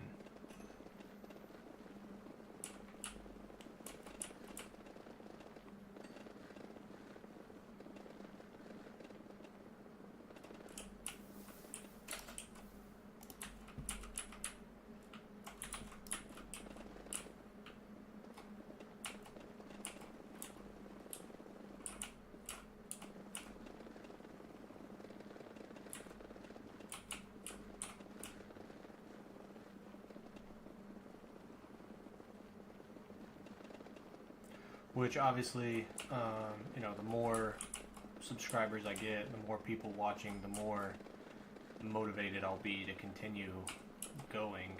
Because like I said, right now I've got a lot more blocks mined than I do subscribers, so I'm kind of doing all this just for fun at this point. I'm actually curious, what is 712?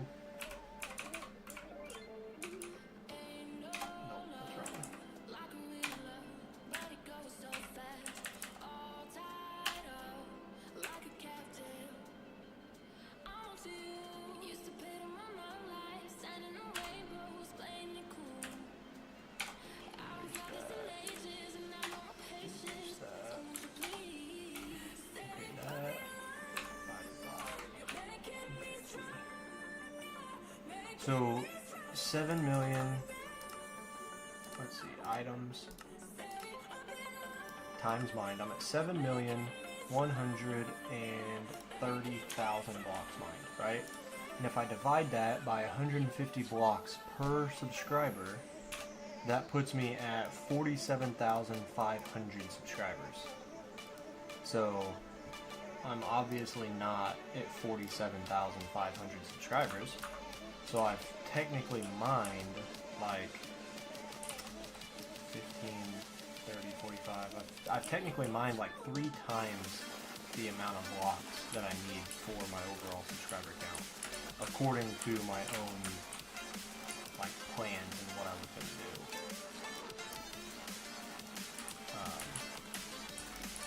So technically already there and already way past it, you know what I mean?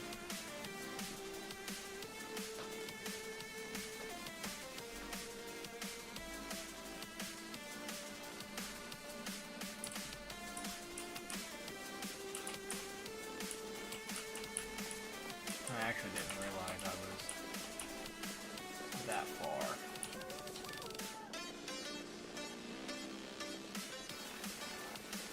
I actually want to see.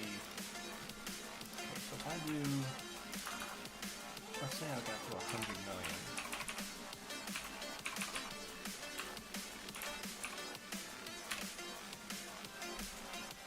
It means that I have 666,000 subscribers.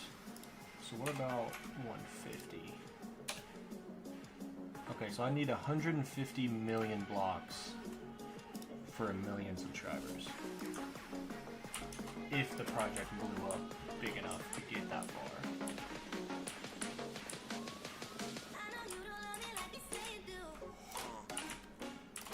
I guess that's what I could go for. Go for 1 million subscribers and break the record for 150 million.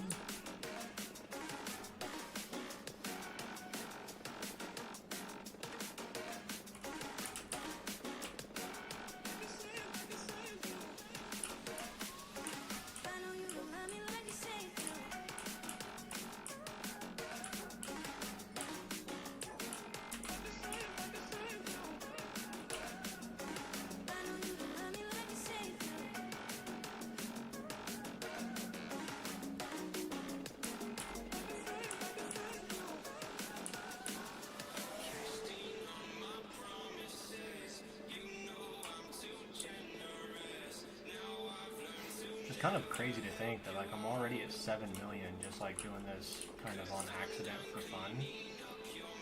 And if I could get to 150 million just by like buckling down.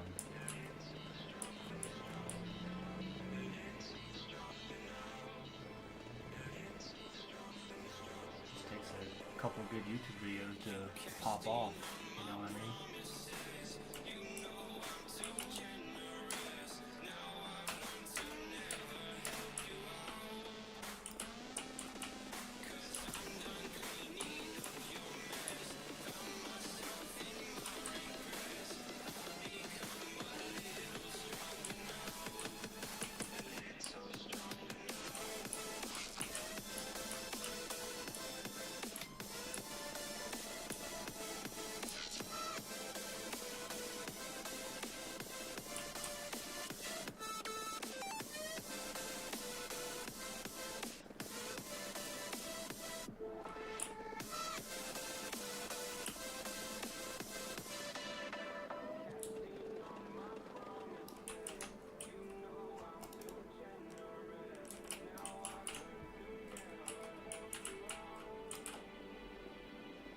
I think I'm going to.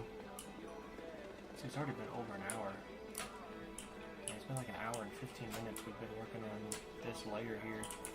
So I think I'm going to finish this entire layer here onto the back wall, which will be another hour, maybe 2.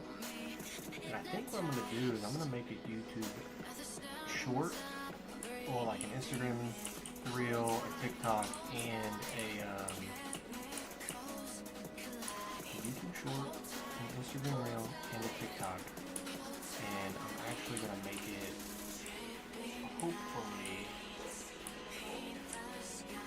good enough to get some views.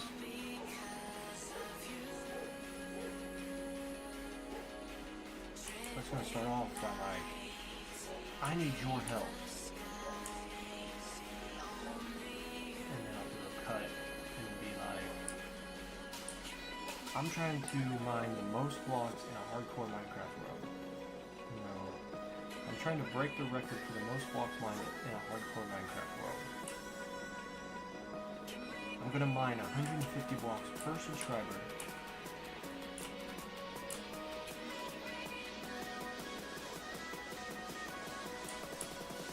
I don't know how I would word it yet.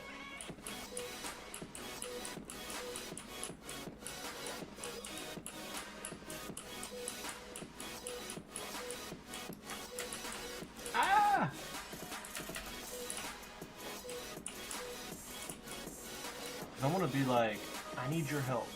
I'm trying to break the record for the most blocks mined in Minecraft. The current record is 100 million. My plan is simple.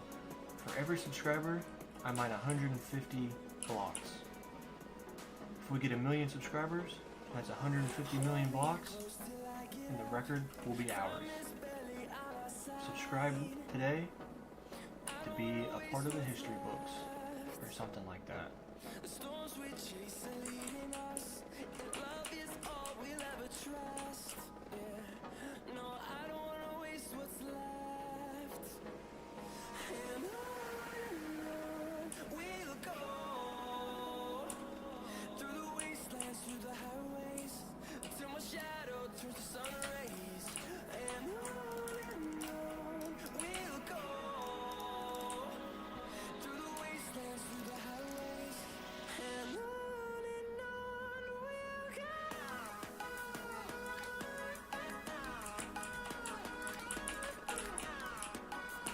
should be alright. I'm gonna try and keep it nice and short and simple. Because I also want to be like, right now, we're at 13,550 subscribers.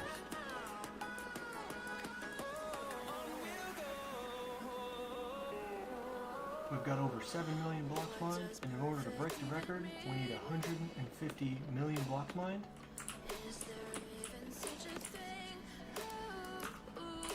And for every subscriber, I'm going to mine 150 blocks until we break the record. And I need to just post that every single day to keep it fresh in the algorithm. And then every day, I will just like change the screenshot of how many blocks we have mined and how many subscribers we're at.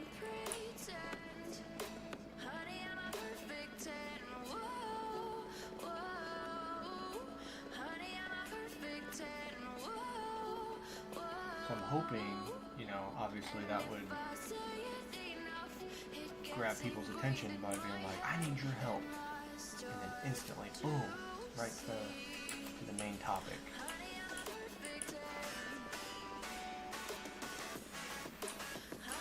Yeah, I'm gonna try that.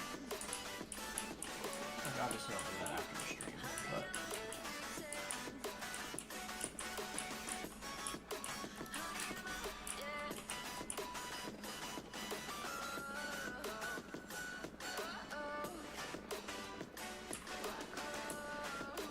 got 2 people in the stream. Appreciate you guys being here, hanging out with us. Working our way towards, you know, mining away some blocks here. So slowly but surely we're making progress.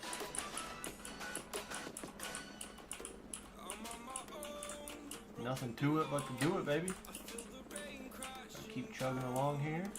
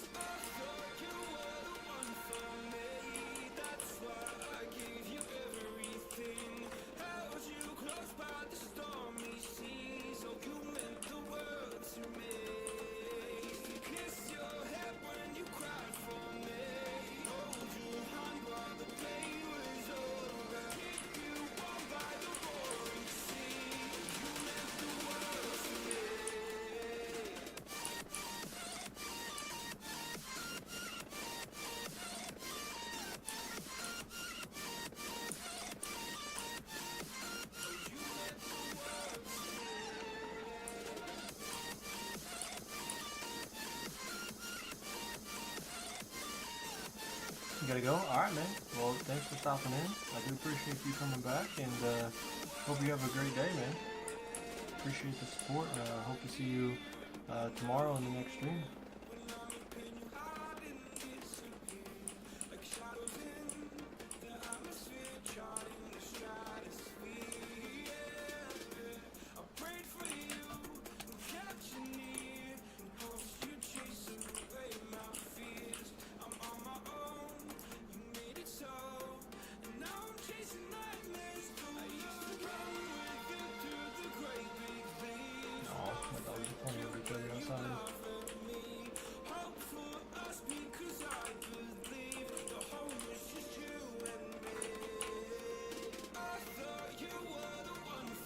What time will you be streaming? I'm gonna say probably around 9 a.m. Central Standard Time.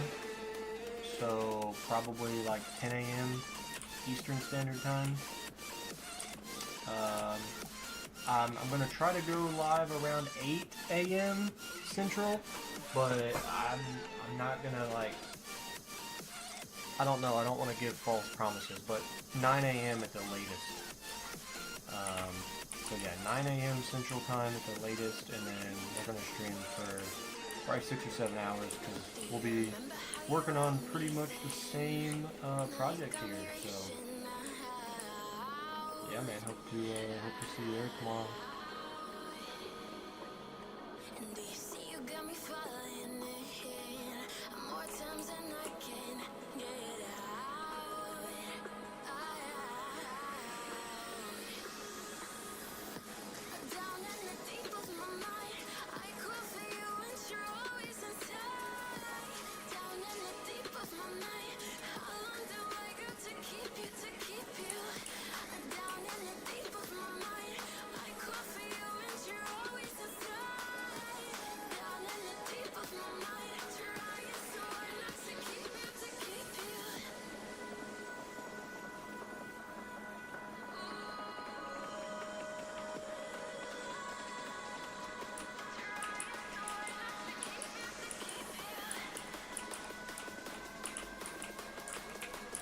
so many gigantic holes in this area, man.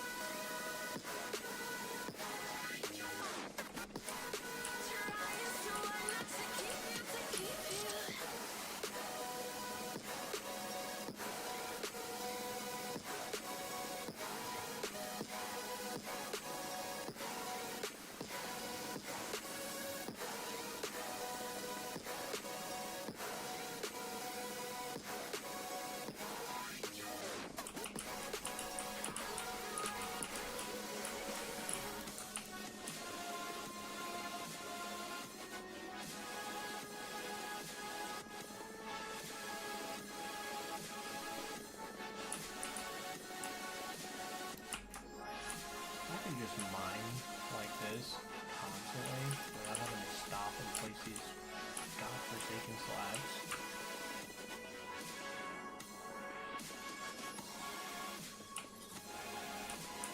It would be done so much quicker.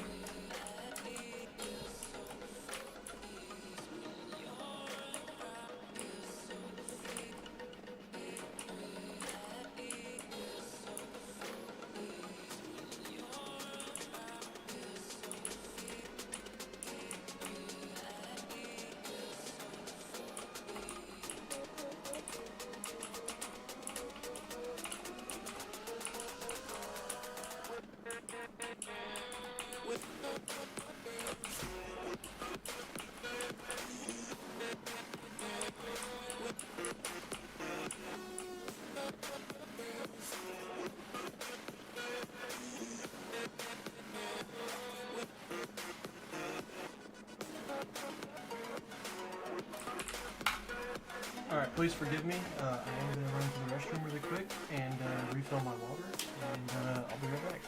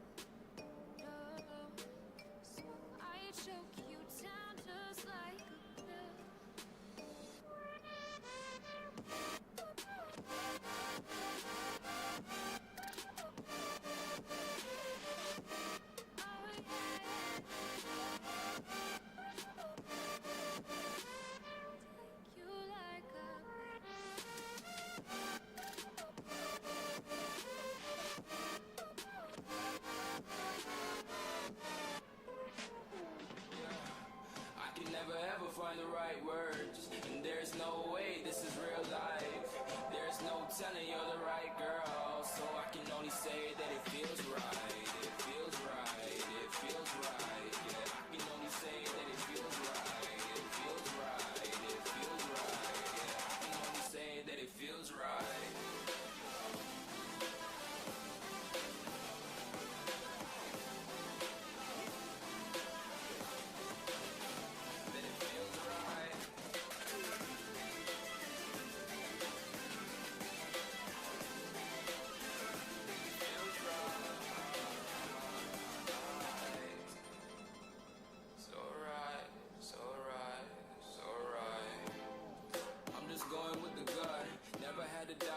This is just a must. Put me in perspective, I'm the deepest in the cut. Everybody tuning in, but this is just for us now.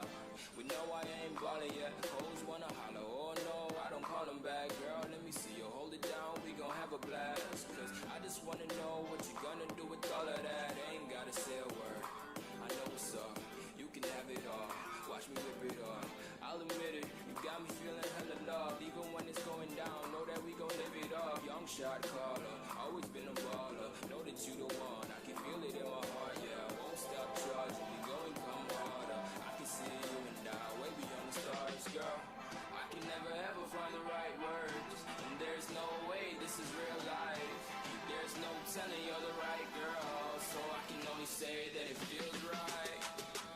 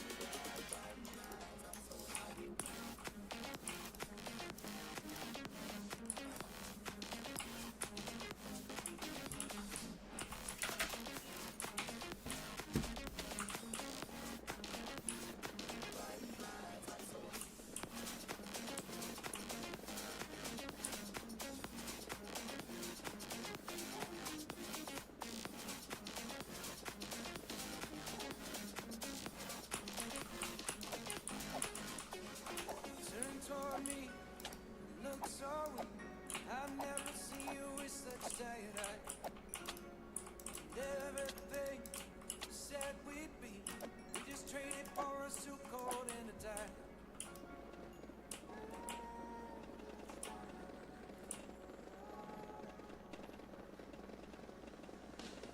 Underneath the rows of trees, I will see you where the ocean meets the sky. Under your toes, the fire grows. You are ready for a different kind of life. Silent, bold, wind is cold. Must return to the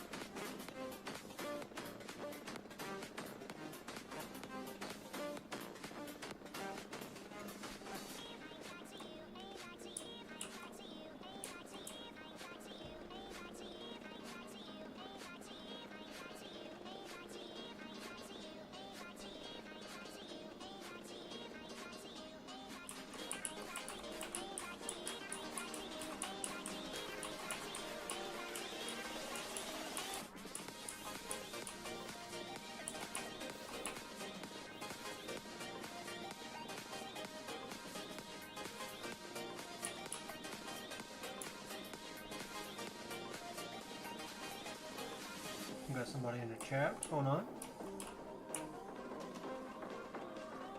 Glad to have you in here.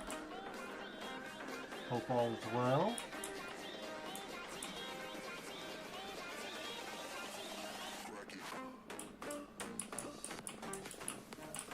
Feel free to talk and chat it up. I'll be more than happy to talk to you.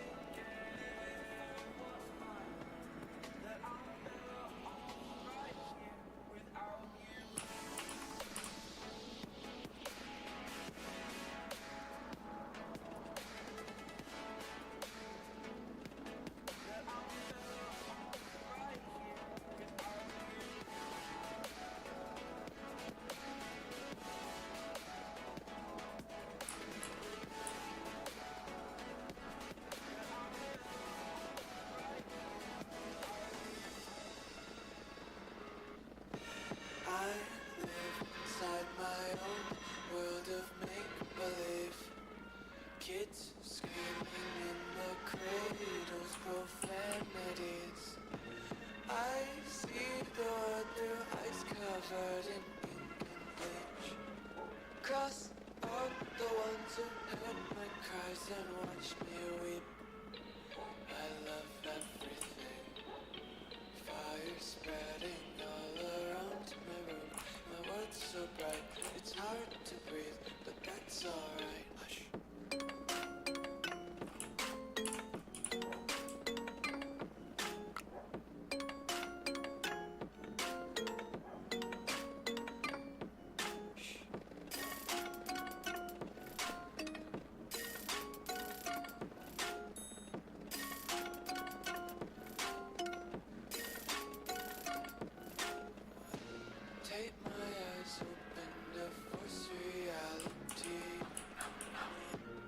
Why can't you just let me eat my weight in glee? I live inside my own world of make-believe. Kids screaming in their cradles, profanities. Some days I feel skinnier than all the other days. Sometimes I can't tell if my body belongs to me. I love everything. Fire spreading all around my room. My world's so bright, it's hard to breathe, but that's alright. Hush.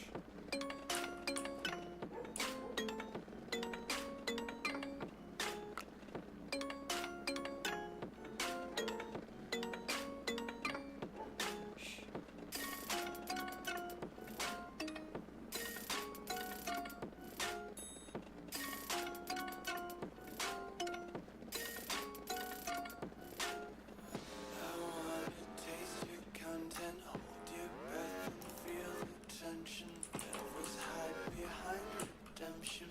Honesty is a one-way gate to hell. I wanna taste consumption, get faster to waste oxygen.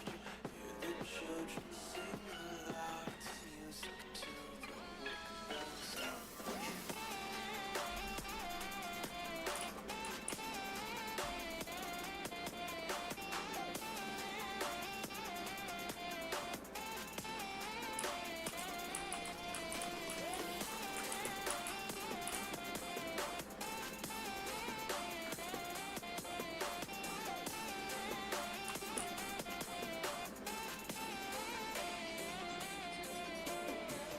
In the dark we fight. You take the wrong and you make it right.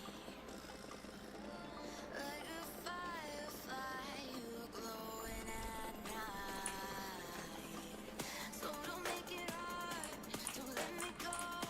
I wanna hold you tight when you're cold. I'm waiting for your love, you just keep me hanging on.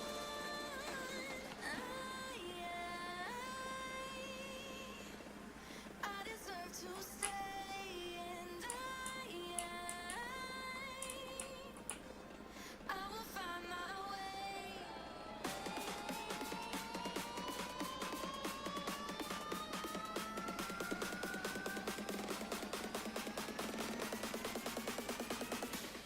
I will find my way.